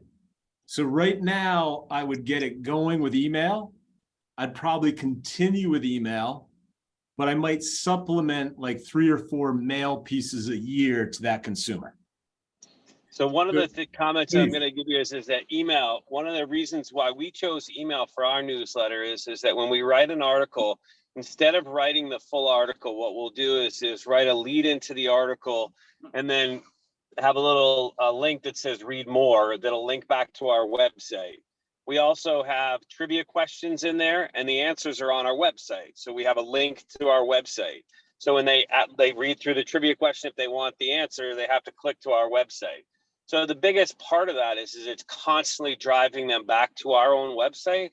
So that has 2 effects, right? It's bringing them to our property, which is our website, so that they get to see our listings and everyone else's listings, but also it helps with our SEO. So every single time someone's clicking those links, it's constantly, increasing our search engine optimization. So I find that that email is the best way. We also do in my team, we do quarterly postcards as well, which aren't necessarily newsletter related, but they're quarterly postcards. And it's so depressing when I go in the day after that they hit the mailboxes into the post office, because the post office trash bins are full of them.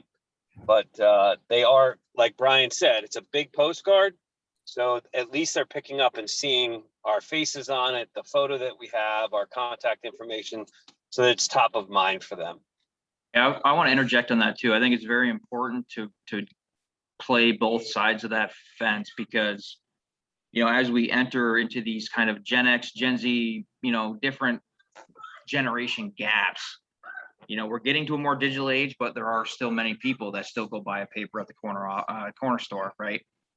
So even paper ads, right? You get your brand, KW, big bright red, right? The bigger it is, the brighter it is, the better it is. So it's just always making sure that any client or possible customer or someone that you've never met thinks KW, and they, think, oh yeah, Josh sent that newsletter last week. Maybe I didn't read it, but that bright red really stands out. Absolutely. Marion, you have another question, please. We love the questions. Keep them coming. I'm sorry, I forgot. All right, so guys, we have just about 45, 50 minutes left. They included a bank for you guys to go out and lead generate and make phone calls. I think that's extremely important. My hesitation in skipping it, besides it may never welcome me back again to train, is you guys might not do it if we don't say it. But that being said, in 10 minutes or so, I'm going to ask you guys, you want to take a break and lead gen, or if you want us to keep going through and then do a general ask and tell session if we're, the Vermont crew's bringing you value. Because I love, getting up and sharing, because candidly, real estate's and Keller Williams has changed my life. I was an out-of-work bartender who got a little bit of trouble with the law when I was 19. Real estate and KW has changed my life phenomenally. For the record, I don't have a college degree. I believe in education. I'm extremely growth centered. It just didn't come in the way of $100,000 of debt and a diploma. And Marion, if you remember your question, all right, let's go. Beautiful. I just remembered that. I just wondering if the person that was talking about the postcard, he can share a picture of that, the postcards. And also I've been using the smart plans, and then we were able to set the postcard like in less than 3 minutes in using the comments. That's awesome. Melissa, if you might be so kind, can you share Melissa's force multiplier on Mike's, the team that he's involved with? She just got her license as well. Congratulations, Melissa. I don't know if I had a chance to say that. So as a side note, one thing to point out that Mike and his business partner and Melissa have done phenomenally is, did you see the weave of interaction? They get an email. They have to go to the website. It helps their search engine optimization. They might even do a giveaway that you have to answer sometime on, from their e-newsletter. So it's leverage, leverage, leverage, because it's creating a really nice weave. Now with humor, Jason, when you asked me about the companies that I'm involved in, take a look at that weave. I own a portion of KW Vermont. They regularly have opportunities for the property management company. Property management company helps them by helping their clients rent their property out, find short-term rentals sometimes. The closet company also benefits from being a close affinity to realtors, because it does a lot of business, gets a lot of referrals from realtors. And occasionally, side note, the property management company has been known to send workers or maintenance techs out the day of closing. We had a guy one day supposedly in his underwear smoking a bong with house was debris, and said, I did the best I could. Well, we all know he didn't, but property management saved those two sides by sending a maintenance tech out. There is a weave with all of them. And Mike, that's actually one of the better newsletters approaches. And Melissa, I'm sure you had some amazing, input in that. That's one of the better weaves that I've ever heard of from a newsletter. And side note, guys, don't get overwhelmed by all the stuff you have to do.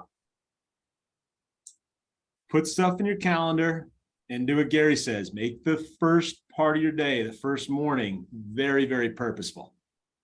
And I would also argue pick no more than 3 to 5, but start off with 1 or 2 or 3 approaches, get them going in a solid format, and then worry about adding different, things. Get your newsletter out before you worry about how do I create a newsletter that has website interaction and all this stuff. Add the website interaction after you get the newsletter going. Josh, you want to talk to us about smart plans, or you want me to keep rambling? Your ears must be bleeding. You hear me every day. All day, every day. Yeah, so smart plans are pretty awesome. So your database is your business, right? I think we all have heard that or know that by this point. So the first step is building your CRM database. Anytime you have a contact, a client, anything like that, put it into command. And these smart plans are basically fully automated kind of drip campaigns. You can set them up to happen monthly, immediately, quarterly, all sorts of different things. And what's really great about these smart plans is if you don't know who Brooke Silva is in the New England region, she's a great resource too. She's the regional tech trainer. So she's actually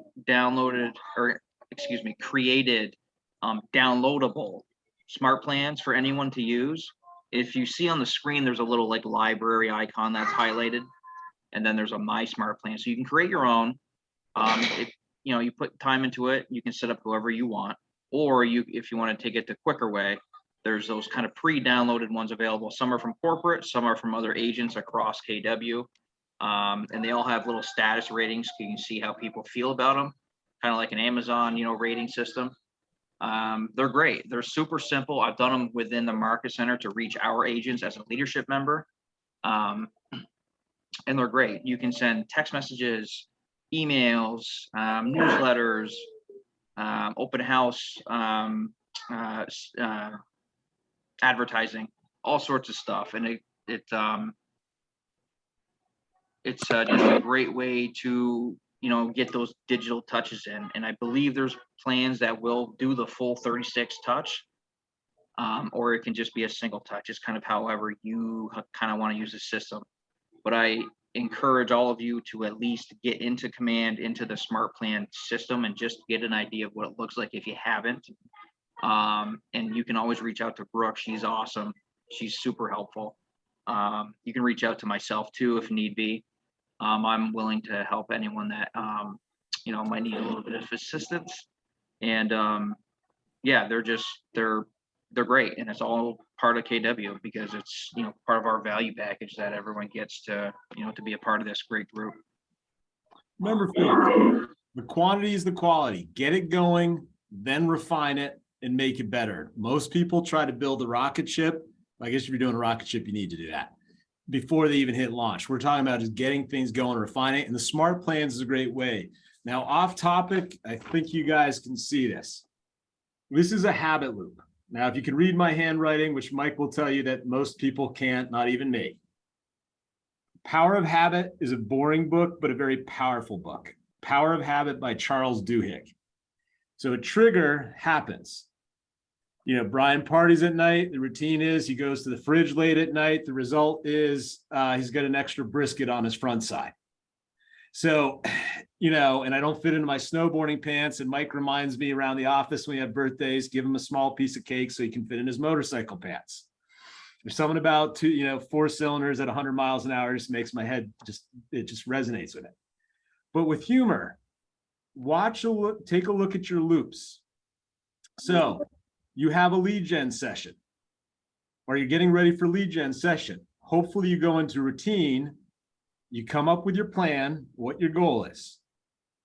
The other routine is you might get a couple sources, you might get your phone numbers ready. And then your result / reward is you get the contacts, you're more effective in it because you've built this little habit loop. The other habit loop that I would encourage you guys with is you have a lead gen session, you finish up. The routine, you get the people into a smart plan, The result reward is that you've gotten 4, 5, 10 more people who are starting to get regular images from you about buying and selling real estate. Would defend Taiwan against an attack by China despite a policy of strategic. Well, let's hope that just didn't happen. If it did, our whole world's about to change. So another trigger, you have that conversation like Jason and I had. I found out that this move isn't about buying a house to him. This move is about spending more time with his in-laws. He's got that amazing situation where his wife loves his parents, welcomed her to spend, and about growing his family. So maybe when you're doing your database, your trigger is you have those 6 questions, your routine, you make some comments in your database about the big rocks from that conversation.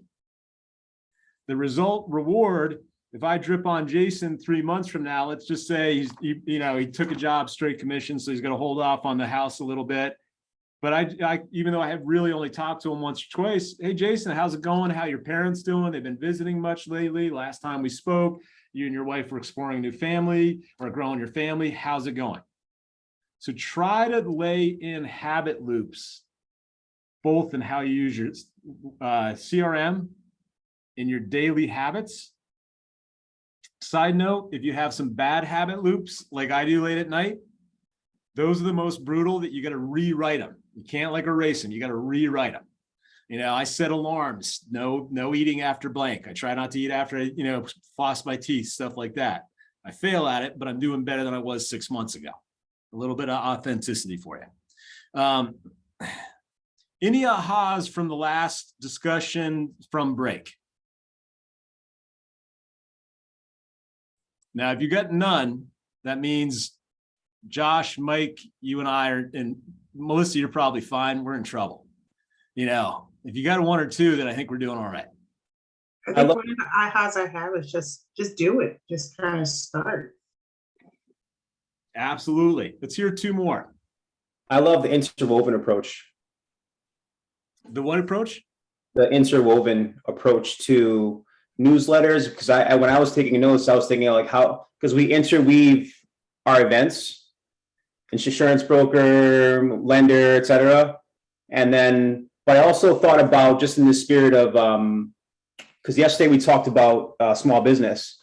So how can I interweave small business into, and I'm referring them, I'm getting business into their establishment, but they're thinking of me as a realtor and sending me leads. 1 more, and then Jason, I think 1 more idea for you out of that. Love the question, contributions. Christina. I'll share 2 if I can remember them both. One was I liked your ideas for showing people what you're doing without having the ask. So people are enjoying your day-to-day, you're taking your photos and, maybe tagging the towns that you're in and just kind of reminding people that you're in the business in a nice way. And there was another one. The being consistent, start small, be consistent with those 1 to 2 lead gen items, get those in a routine, and then, adding more from there, but not trying to bite off. I tend to bite off more than I can chew. I get excited and I got to slow down. So, with humor, one of my favorite quotes, I quote way too much. I've discovered the enemy. It is us. David. Yeah. So the idea of it doesn't have to be perfect. And with the newsletter, I'm one of those people that overthinks things. I want it to have bells and whistles and be incredible and really bring value, like legitimately to people.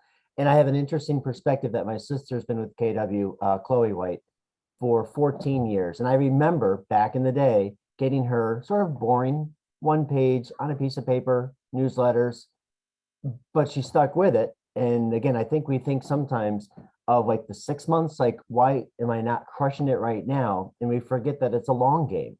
So 5 years after that, 10 years after that, like she's got an amazing lifestyle that she started by design by taking those basic steps at the beginning.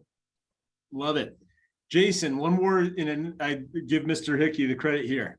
1 more idea about that interweaving for 1 of your newsletters. Go to your local ice cream stand. Hey, Mr. and Mrs. Ice Cream Purveyor. I'd love to offer a buy 1, get 1 free coupon, help drive some business to your ice cream stand or your pizza parlor or your burger shack, and if you could do me a favor, could I get maybe a little bit of a discount? Or would you contribute to my, to my mailing cost or something like that? But there's a weave part there too. And you can set it up so they only give, you only have to pay for the buy one, get one frees for the coupons they get. So you could weave in that way as well. You could do that with restaurants, celebrate new openings. Marion. Yeah, that's and a half for me is to get my 12 contacts, send them newsletters, like I buy a well-crafted card, not expensive, and not spend too much time, because that's actually my weakness, because I will spend 8 hours there trying to build them something. And then get the market stats and share with my contacts. Probably Facebook would be nice.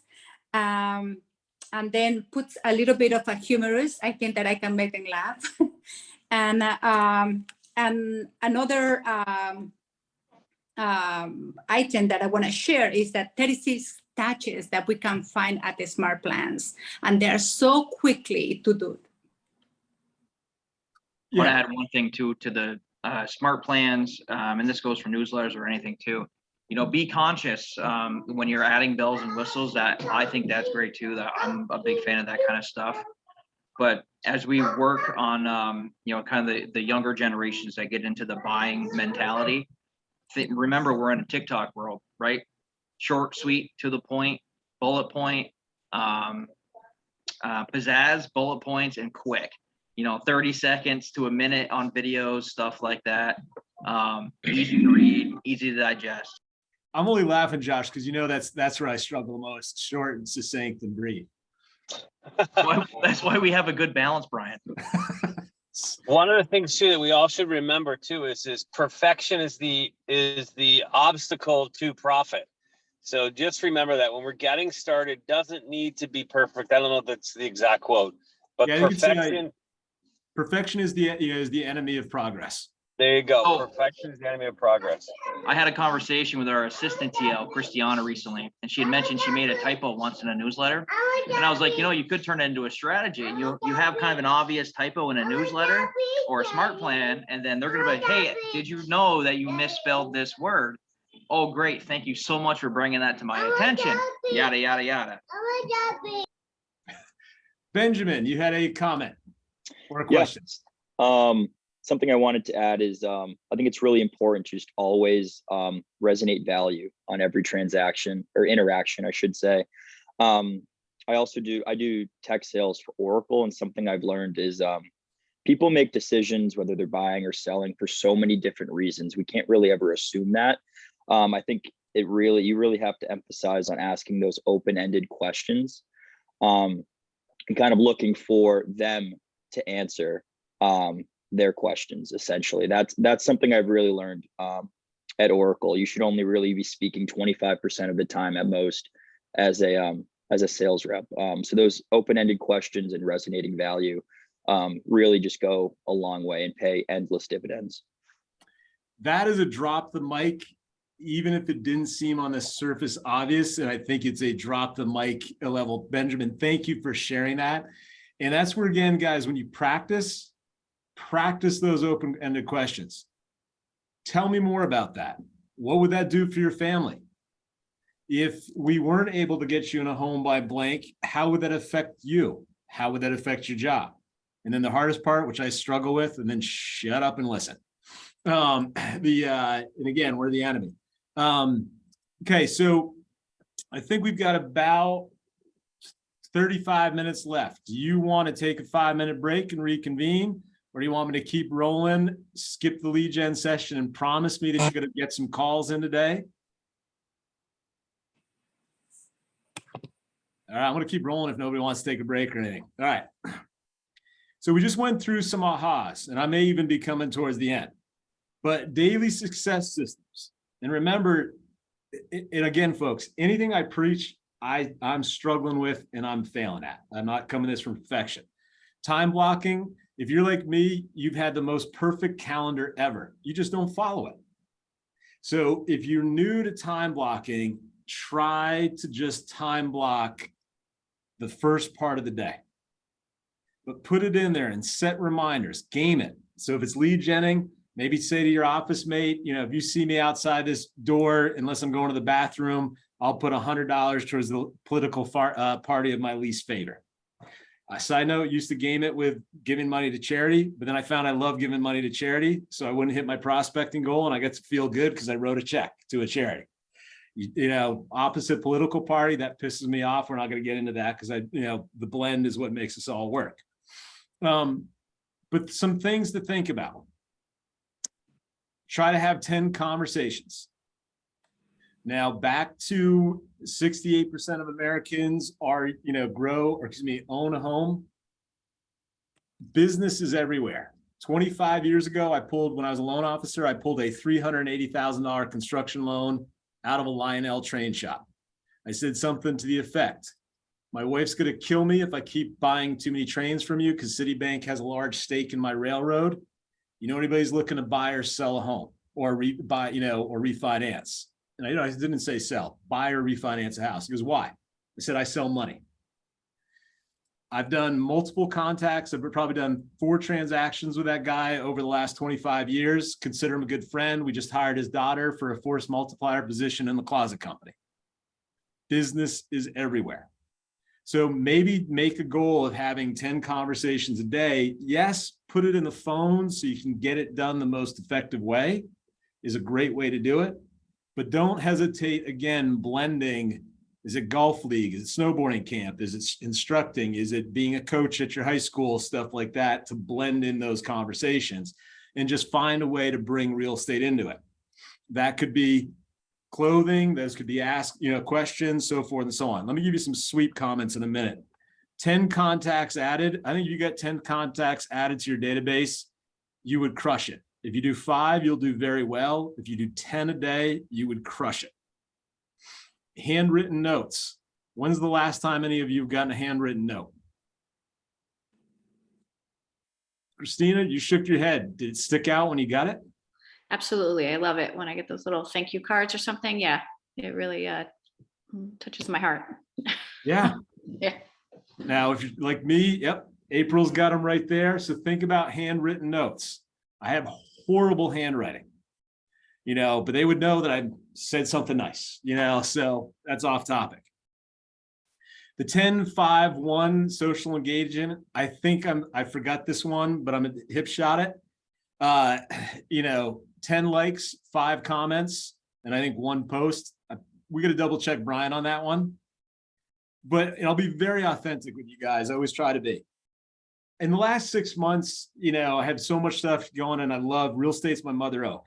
But I had a foolish idea of helping start 2 other companies in the same year, and they're both having their growing challenges. One's a dispensary in Vermont. I fell off social media. And then I was finding that it was forced when I got on, and I didn't feel authentic. But it reminded me that I now have it in my calendar 2-3 days a week because I care about the people that I post on and or I comment on or I like. I also know that I have to do it for business. And so while that part sounds a little bit cold, the reason why I put it on my calendar, I know it's good for business. I know it creates opportunities, and I would be purposeful. I would go through when we launched in KW Vermont, we launched December of 2009. The market was not good. I would make sure on a daily basis, I was commenting on agents who I was recruiting's posts. So they regularly saw my name in their feed. They knew I cared about what they were saying. And you could, again, point out both sides. Maybe I wouldn't have taken the time, maybe I would have, but it helped me get into business with people I really appreciate and were able to help them. So possibly even put in your calendar, but make sure you're commenting on your SOI's posts, you're liking their posts, and you're mixing in maybe 10-20% business and then 80% personal or blended, Christina, like you and I, like I mentioned, pictures where you're at, the beautiful views from a house that you saw today, picture from a closing. One of the greatest honors in this business is helping a family start the next great chapter of their life. Congratulations to John and Jane for starting, their next great chapter. That aren't even so much asks, but they're making sure that, that you're visible. And if you're not on Facebook or Instagram, get on it. It's a part of how we communicate. And Josh probably will never let me do TikTok because I probably would exceed the time allotment. They talked a little more strict on their guidelines. Absolutely. So KWRI would want me to remind you, responsibly follow the do not call list and Telephone Consumer Protection Act. I was going to make some comments that I remember was recorded, and I want to be a good leader. I engage every conversation in the spirit of contribution, and people are happy to be in relationship with me. What do you guys think of that? I would go to what Benjamin said. Now, with humor, there's only one, and this actually, I guess, is not that funny. In all the years that I was Century 21, a decade, last 15 or so with KW, I need to do a better job growing our company. And side note, we grow because we value our culture. We think we can help people. How we grow is we have to recruit to get the opportunity to help those people. Now, as a side note, one of the things that comes to mind, along with what Benjamin said, is look to add sweep questions at the end of your conversations. And I'm thinking more of clients right now. Ms. Maggio, is there anything else we could discuss today to better bring you value in our conversation? Is there anything else that comes to mind that we should further explore to make sure we've brought you value during your time today? Now, the great thing about that sweep is either A, she says, no, we're all set, and is most likely being authentic that we brought value. Or B, it's an opportunity for say, yeah, well, we never got to understanding capitalization rates on apartment buildings. Can you explain how that works? And I wouldn't hesitate to ask that question 3 or so times as you're rounding out a conversation with a client. Anything else comes to mind? I know we asked a couple of times, but anything else come to mind that we can better explore to bring your value to your time today and make it about them? There's a phrase, another quote, you get what you give. So if you're trying to give value and authenticity and care about people, people will care about you and want to help you. April, question or comment? Well, whenever I think of the word relationship, I always think of a two-way street. And in my personal life and any relationship I have, I don't want to be that one-way type of person. And as a real estate agent, you don't want to become the one-way agent. You want to be, you know what, April not only helped me sell my house, but she cared about my future. And you contribute to each other, because what happens is like you said earlier, or somebody else said, I apologize, I don't remember who, but you always remember how someone makes you feel. You may be doing something to help them and they could be helping you too, but it's ultimately how you feel about that person at the end of the day. And if you get the kind of warm and fuzzies and say, you know what, they weren't all about them. They were about us working together to make my life and their life better down the road. And I think that that's kind of a key thing to have in the back of your head with any kind of relationship, personal, professional. That's pretty much all I have to say about that. No, I think it was a great contribution. So one of the things that popped in my head, and you helped me grow out of it, is so if we get a lot of us get on the phone, and we are getting on the phone to hunt appointments, to make contacts, to convert, to close sales with which to better have a life worth living. So we think of that, and then we get laser focused on just trying to get the appointment, just trying to almost like running through the conversation to get the appointment. When in reality, we got to go fast and slow. Fast, we get our list together. Fast, we want to be good with our time. Maybe not fast, but purposeful. But then we got to slow down in the conversation and ask the open-ended questions. Again, Ben, thanks for bringing that up. And then we got to let really let their answers take time. Tell me more about that. So we got to learn how to move fast and slow as part of the process. And then I think, again, practicing our crafts of bringing value and sweep questions like that. So I tell you what, guys, We're supposed to go for 11:30. It's 11:05. Let's go through a couple more screens and let's just do a little bit of role playing or objection handling. And if hopefully this is, if you guys minded that we didn't do breakouts and we didn't, follow the agenda to the T. Okay. And if anybody does mind, you tell me so we can bring you value. So one is, Mike, if he's still on, I think he is. One of the great habits that he's talked about, and I should grow from him. I grow from him most of the time. He talked about is he has what's the calendar in each day goes off around 6 o'clock? PTT, plan tomorrow, today. Plan tomorrow, today. Plan Yep. tomorrow, today. And it goes off at 6 p.m. every day. It's almost as I'm leaving the office. And essentially what I do is I look at my calendar for tomorrow, plan ahead what I'm going to do and strategize my day.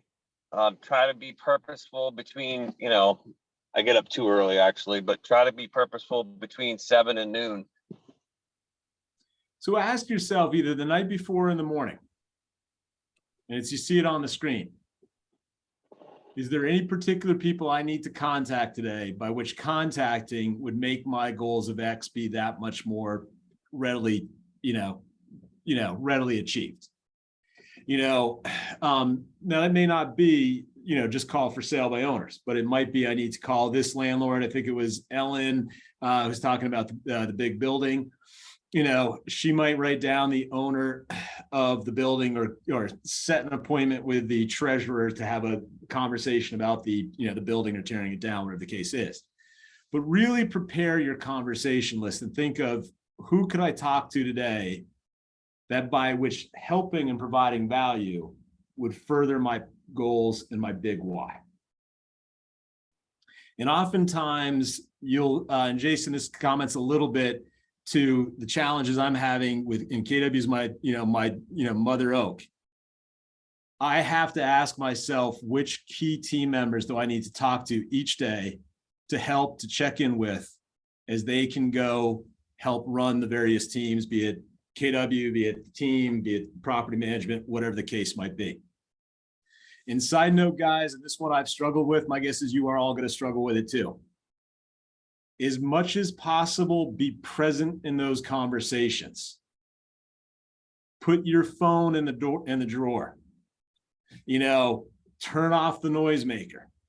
One person said, Brian, you got a disco going on in your pants. It's because I had the strobe light going. I've turned the strobe light off because even though it was a nice way to tell me my phone was ringing without interrupting conversations, the strobe light was interrupting conversations when I was in meetings. Try to be present. Can I make one comment on that, Brian, Please. too?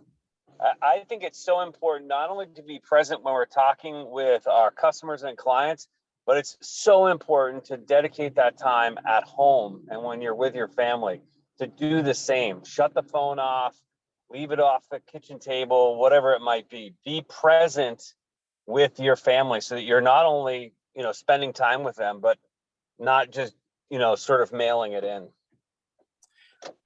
You nailed it, Mike. And again, guys, I shared with you, and I didn't go into detail, a little bit of a life event that was blank brutal. Now, Laura, rest her soul, used to laugh that in my future self, I lived in the present. And I literally wrote that. In my future self, I live in the present. And like a good Long Island, powerful, raised by a Marine construction worker woman, she would gladly rib me on that. So let me get this straight. In the future, you live in the present. Now, unfortunately, that life event helped me live in the present because I realized what mattered and what didn't matter.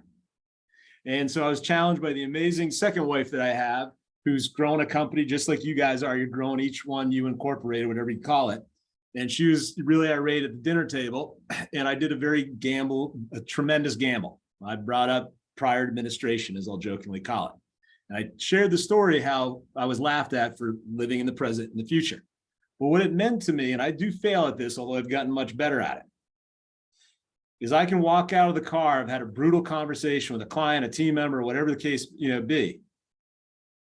And I can go sit down at a family dinner and most of the time be fully present and realize all the chaos we go through is for those precious moments where you get to see your stepdaughter laugh, your stepson talk about their growth, the person, your spouse that you love, about their day. So I encourage you, put your big rocks in your calendar. And this is off topic, and then we'll go to a general question and answer and or role player objection handle. The first time I started time blocking personal time, I was a loan officer. And I said to this woman, hey, I'm generally available. And I, put this on my voicemail, something to this effect. I'm generally available to 7 or 7:30. After which point, if I don't take time for family, Mr. and Mrs. Consumer, you'd probably agree, this just isn't worth it. Now I'd modify it if I was an agent. I would modify it, say something like that. I'm generally available to 6:30 or 7 or 7 to 7:30. Unless we're negotiating a contract, they'll generally be available to 9. But the first time that I used that voicemail and I talked to a client, the woman left me a message, 7:37. You probably just turned off your phone. I'd really love a phone call tonight if you could, but tomorrow's okay. Called her tomorrow. It was fine. Now, side note, guys, and this is where it gets, again, I'm struggling anything I preach. If you're not lead genning enough and you're looking for the low hanging fruit, I think you got to keep your phone on and your ringer loud 24/7, because all you're doing is reacting to what the world throws at you. A Facebook lead that may or may not be real, 4 to 5% are, 95% aren't. Some random client who wants to see a multifamily at 4 a.m, something like that. Or you can get purposeful with things that we talked about today, take control, and start to have an abundant number of leads with which to choose who you work with, why you're going to work with them, how, what terms and availabilities that you're going to offer to those people. I had one agent that say to me one time, yeah, I got plenty of, leads, and customers. They're all just a bunch of blank. And I said, well, it sounds like you got a lead generation problem. He said, no, Brian, I got plenty of leads and plenty of clients. They're all just a bunch of blank. Wasn't anything, politically incorrect. It was just a derogatory description of a personality profile. And I said, well, it sounds like you got a lead generation problem. And you could tell they started to get a little irritated. And they're like, all right, Brian, what do you mean? So, well, if you had enough leads, you could be selective of who you choose to work with and not.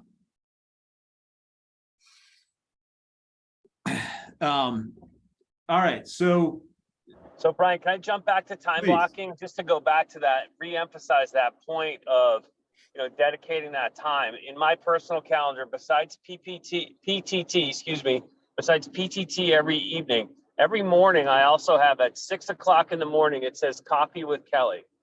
It doesn't mean that I need to remind myself that I have to have coffee with my wife and have a nice conversation. But what it does tell me is that I've been up since 4:30 in the morning, either checking emails, looking at stuff online, whatever it might be. I need to put all that aside and have that conversation with my wife and be purposeful about it. Go over our schedule, what our kids are doing, all those kind of things. And then the other thing that's in red, by the way, on my calendar is every Friday night, it says date night. And no matter where we are, what we're doing, it's always date night on Friday nights. And it's literally in my calendar. People laugh at me for that. I don't necessarily need it to say, yes, I'm going to go out to dinner with my wife on Friday night.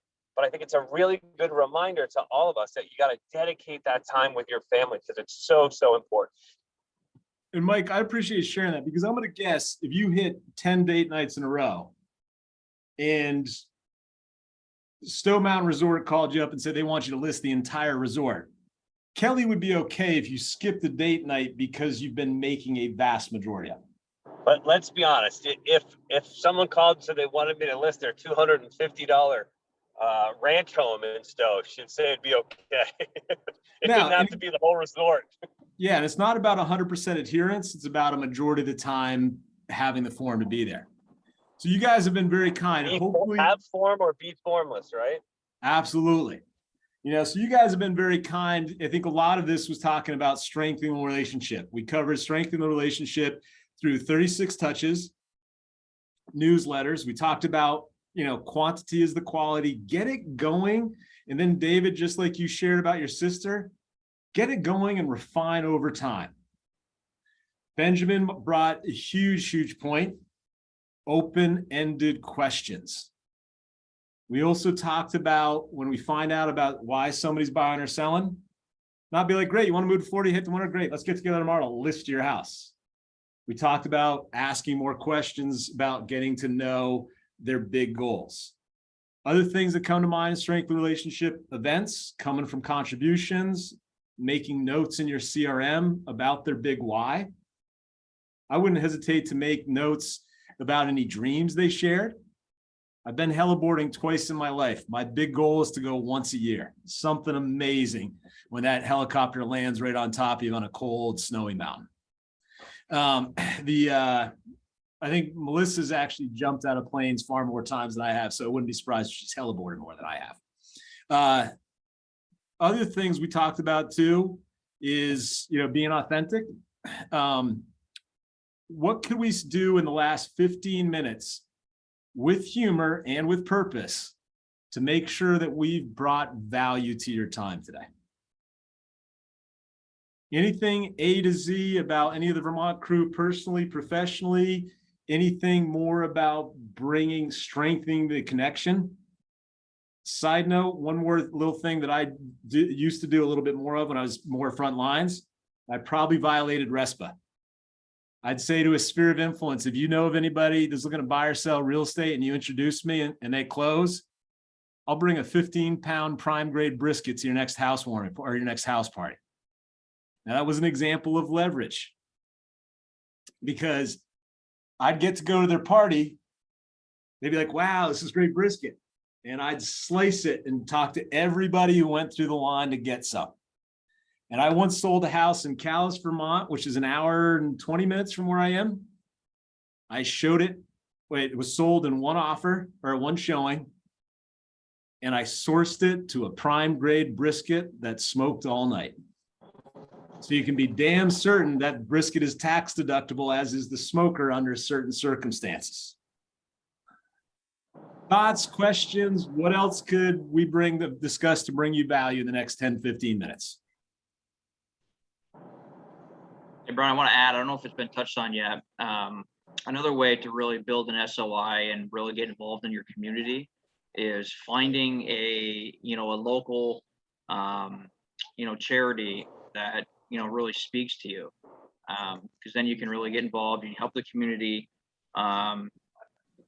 Even if you don't get, leads out of it, you feel good, right? Because you're giving back. And like I said earlier, your business is your brand. People see the brand and they see the brand and, basically speaks to who you are. And also, being cognizant when you are on social media, being very cautious of what you post and how you post certain things too. We are in a delicate world, with social media being how intimate everyone is with each other. So just being very careful of how you want to be portrayed and how you want to be seen, to potential clients and customers. Absolutely. We all have our rights to our political beliefs. I would encourage you folks, keep them offline, keep them out of the business, because the great thing is what our country's great is diversity we have in the disparate opinions as well. Other thoughts, questions? Here's a question to you guys. I'd love to, sorry, Whitley, please go ahead. Hi, sorry. I wanted to, I don't know if you went over this, but when you do the newsletter on command, is it like a way to do it? Like, I don't know, how would you do it on command? Is it just like a campaign? Josh, do you have any 2 cents on that? So I can't think, I'm not really sure how to kind of explain it, other if I'm not in it, but off the top of my head, there's just different templates you can use. And it's kind of like, there's ways to like import,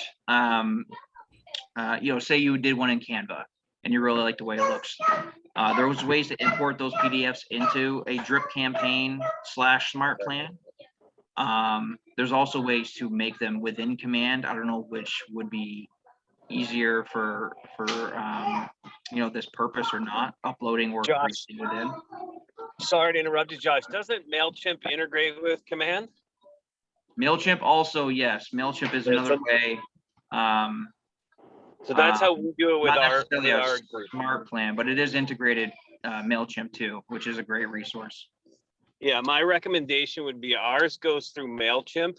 And if you integrate it through Command, you can, I mean, it is integrated through Command. And when you set up your settings, it's one of those settings that you have to check off, having a MailChimp account. Melissa, that's correct, right? That we use MailChimp, right? To send out our newsletter. That's correct. And MailChimp is free up to a certain number of contacts. So it's a great way to start. They also have templates, just like Command does, to make it easy for you to start. And Willie, that was one a great question. And hopefully as you explore those two options, you'll get some answers. As a side note, I've heard agents go and do mailers. They'd be like, yeah, we got 15 people unsubscribed and they're all sad. I would ask you how many you sent out. So you sent out 215 unsubscribed. That's pretty good. I think that's awesome. So look at the inverse of what we're finding. What's the positive in the dichotomy of any situation? Marian. Oh, you're muted. I just want to add, so if you go to YouTube, Scott Leroy, and then just say Scott Leroy Smart Plans, and grab your computer and you follow step by step. That's how I learned. And that was a great I'm going to jump in on Scott Leroy. Yeah, Josh. So yeah. We use Scott Leroy in the Vermont Market Center, and they bring so much value for what we pay per month. So the Market Center pays a monthly fee, and the agents get resources through him. If your Market Center doesn't use them, I implore you to get your Market Center to check them out. And they actually have templates on their website where they will actually take if you're okay with it, they'll take your login information and actually design and develop smart plans from your own Command side of your profile in Command. So definitely, if your Market Center is not with them, check them out. And you can see their templates and stuff at, I believe it's scottleroymarketing.com. Guys are great. They're fantastic. And they're even answering my emails at 9, 10, 11 o'clock at night. So one last little thing, you probably can't read it, my handwriting's so bad. Oh, sorry. Leads, listing, leverage. Anybody see this triangle before? Millionaire real estate agent. So leverage can be technology. It could also be a service. It could be a great who. And it doesn't have to be extremely expensive. So again, you may or may not be brand new to the point you couldn't have, make a hire, dedicated force multiplier, so forth and so on. But you could hire services to help. So ask, if you're in pain in your professional world, you're probably missing a couple of things. One, you may not just have enough action, i.e. calling or talking or asking, but you also you're missing probably a system or a who. A system or a who. David, then Marian. A quick thing, this is slightly off, but we talked about time blocking. Any particular resource that you could recommend for, let's say, like a YouTube video where somebody actually walks through it? I'm familiar with the concept. I heard it in Bold. I heard it, through here, a couple other Ignite sessions. We'll send that. Oh, sorry. Go ahead, Melissa. I was just going to say, we'll include that in our follow-up email afterwards. Thank you. Thank you. I would encourage you, David, toy with just early morning till noon, save for big rocks, kids, softball games, stuff like that. My stepdaughter, life's irony. My first wife and I always talked about having a daughter, never have it. Now I have an 11-year-old stepdaughter running around the house. And her field hockey games are in my calendar. It makes me think before I book anything else. But side note, the one thing I would suggest that you do, David, is ask yourself the question, what 3 or 4 things if I did today by which doing would make everything else easier? Now I'm going to guess one of them is lead generation. One of them's follow-up. Maybe it's attending a course, watching a Scott Leroy. So play with those by putting them in your calendar. And then I would ask for people's help. I would ask for an office mate. I'd ask for an accountability buddy. help me check in. Like one program I heard, I think was a 90, or is it a 10, 90, 10? 10 minutes, you connect with an accountability buddy, role play script practice, go lead generate for 90 minutes, then connect with that accountability buddy. How did you do? How many appointments did you get? Where did you struggle? Where did you stumble? And so game yourself as you build better habit loops. And with humor, folks, be at peace with your failures. Don't be at peace about giving up. I've been trying to lose weight for the last 30, 40 years. I successfully had a life event that helped me lose 30 and keep it off. But thanks to Mike Hickey and a couple other people, I remind myself constantly to keep going on it. And yes, my vented motorcycle pants that are armored to 110 miles an hour skid rate fit this year, partially because Mike poked at me. Thank you. Marion.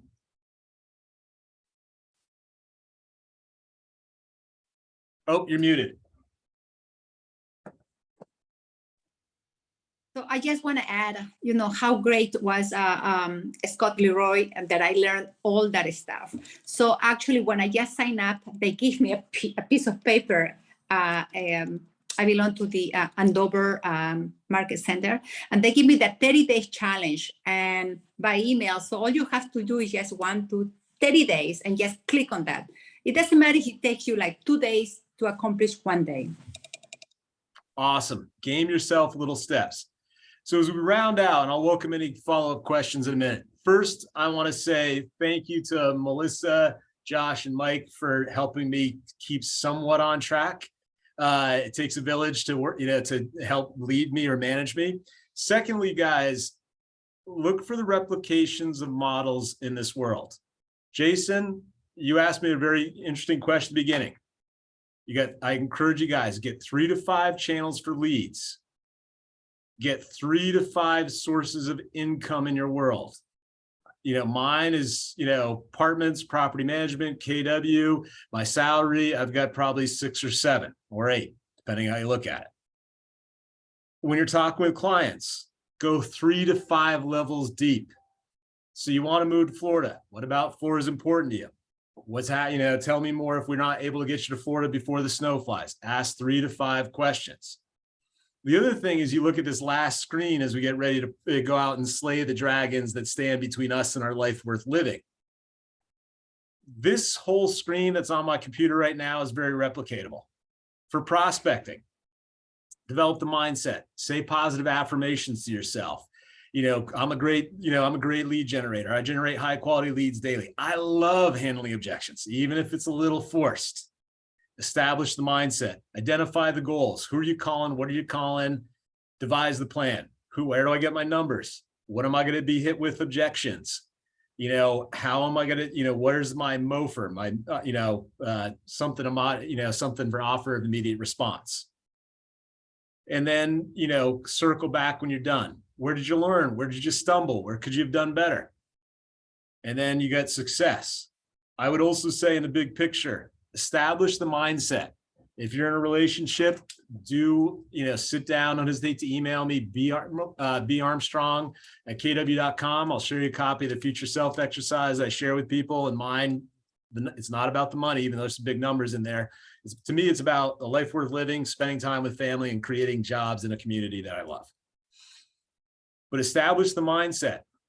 What does that 3 to 5 year future self look like that you would be smiling on when you hit it? And more importantly, that you're willing to suffer to get there. That goes from mindset to identify the goals, and then devising the plan starts to ask the question. If I was going to live the life of that person who had 3 to 5 sources of income, had provided for their family through multifamily ownership. And sorry, let me turn my nose acre. How does that person think? What do they take for what do they take for classes? Are they watching the Beverly Hills Housewives, or are they reading articles out of Forbes or listening to, and there's nothing wrong with, watching some of that stuff to punch out, or are they using that time to read books on communication or learn a new language or do something like that? and then be prepared that it's going to change. So before I ask you the last questions, I'll share one more authentic story. 2 weeks after Laura passed, amazing individual. I talk about it because we've all gone through losses. We've all had challenges. So you can either say I'm a dramatic, or you could just say I'm telling life what it is. I hope it's the latter. I read an article that said we've all got to pay to play. How we pay, or at least most of us, is we suffer. Now, we either suffer because we choose not to go to these classes and we choose not to lead generate, and we suffer in hoping leads come our way. Or we suffer because we go to these classes, listen to some middle-aged guy bloviate from Vermont, and we then put the plans into place and we'll stumble through them and get hung up on and get objected and all that stuff. The other thing, more pertinently, the article said is we suffer because some people will stay at jobs that they just do not like, or they'll stay in relationships that aren't right for them. But they'll suffer by staying and not choosing to take the action. Or they will suffer, like each one of you has done, by taking a chance to get in an amazingly wonderful industry, where you have to suffer through lead generation, prospecting, objections, being shot down, or you'll suffer because you'll dare greatly in love, as I did, and have, life's events take somebody so near and dear from you. What perhaps helps us get through life is not an avoidance of suffering, but finding things that are worth suffering for. Now you guys can leave, tell me to go pound sand, never attend a class again that I'm involved in. Any other thoughts, questions, or ahas? Or is that a little too much? No, that was great. Thank you so much. It's a good point. We're going to suffer regardless. Might as well suffer through doing these new and challenging actions and, benefit in the long run. Yeah, you know what the other thing, Christina, too, is comment on? We suffer through the lead generation, we suffer through the phone call, and then we meet a client who we have an amazing impact on. Right. And that to me is the gentleman, Brian, who I talked about, the buyer-client agreement. When I was a loan officer, it was realtor with him. I went to the hospital when his wife was giving birth to deliver loan documents, signed to get the deal done. I just thought I was doing my job. He brought up at parties how blown away he was that I would go to the hospital, to help people when they've lost a loved one, package up memories and sell a house. Or, Jason, you and I role play the potential of your growing family. What an amazing honor that we have the opportunity to help people through major chapters of their lives. To me, it beats punching a time clock. Any other thoughts, questions, and with humor and with purpose? Is there anything we could share in the last couple minutes from the KW Vermont crew to better bring you value to your time this morning? I have learned more in this scenario than any other classes that I've taken because of the sharing that you have done and putting the story behind the class and behind each individual segment of the class. So I appreciate you very much. Thank you. Roland, thank you very much. That's what I love about this role. Any other questions before we thank you guys? So I'll leave you with a quote that drives me. Well, there's two quotes that drive me. Alone we're a drop, together we're an ocean, which to me describes the culture of coopetition that is KW. Coopetition is a word crafted by Simon Sinek, phenomenal author, says start with why, where we're in an environment where we both compete with each other, but we collaborate. The second quote that drives me, and I'm going to change the gender preference to bring it up to this century, and I hope you guys will love it and continue to do what you do to help, further this.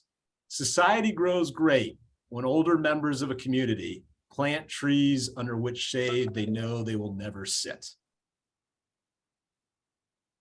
Whether we're helping a first-time home buyer buy a house so they can build equity have some equity to pay for a college education or retirement, or we help an agent, or we help a consumer buy their first apartment building so that in their retirement years, they're living more abundantly than just waiting for a check to come in the mail from the government. And I don't mean that as pontifical. I mean, that's a fine choice. It's just not mine. You know, we have an amazing opportunity to plant trees under which shade we know will never sit. So that, guys, thank you. It's been an honor, a privilege. Melissa, thank you very much for all you do on a daily basis as well as today. Josh, thanks for jumping in. I hope Regan's feeling better. Mr. President, thanks for helping me fit in my motorcycle pants and always bringing the validity. Guys, get out there and bare your teeth at the demons that stand between you and your lives worth living. Brian, thank you. As always, I learn from you every single day. I'm glad that I'm in business with you. And to everybody listening, Melissa will do our best to get some of this information that we've talked about out in an email as soon as possible. Awesome. And again, barmstrong@kw.com if I can help you personally with anything, or even just talking about some wealth plans. Appreciate you guys. Get out there and slay some dragons. Thank you, Brian. Lucky to have you. Thank you. Have an Thank you, amazing guys. day. It's an honor.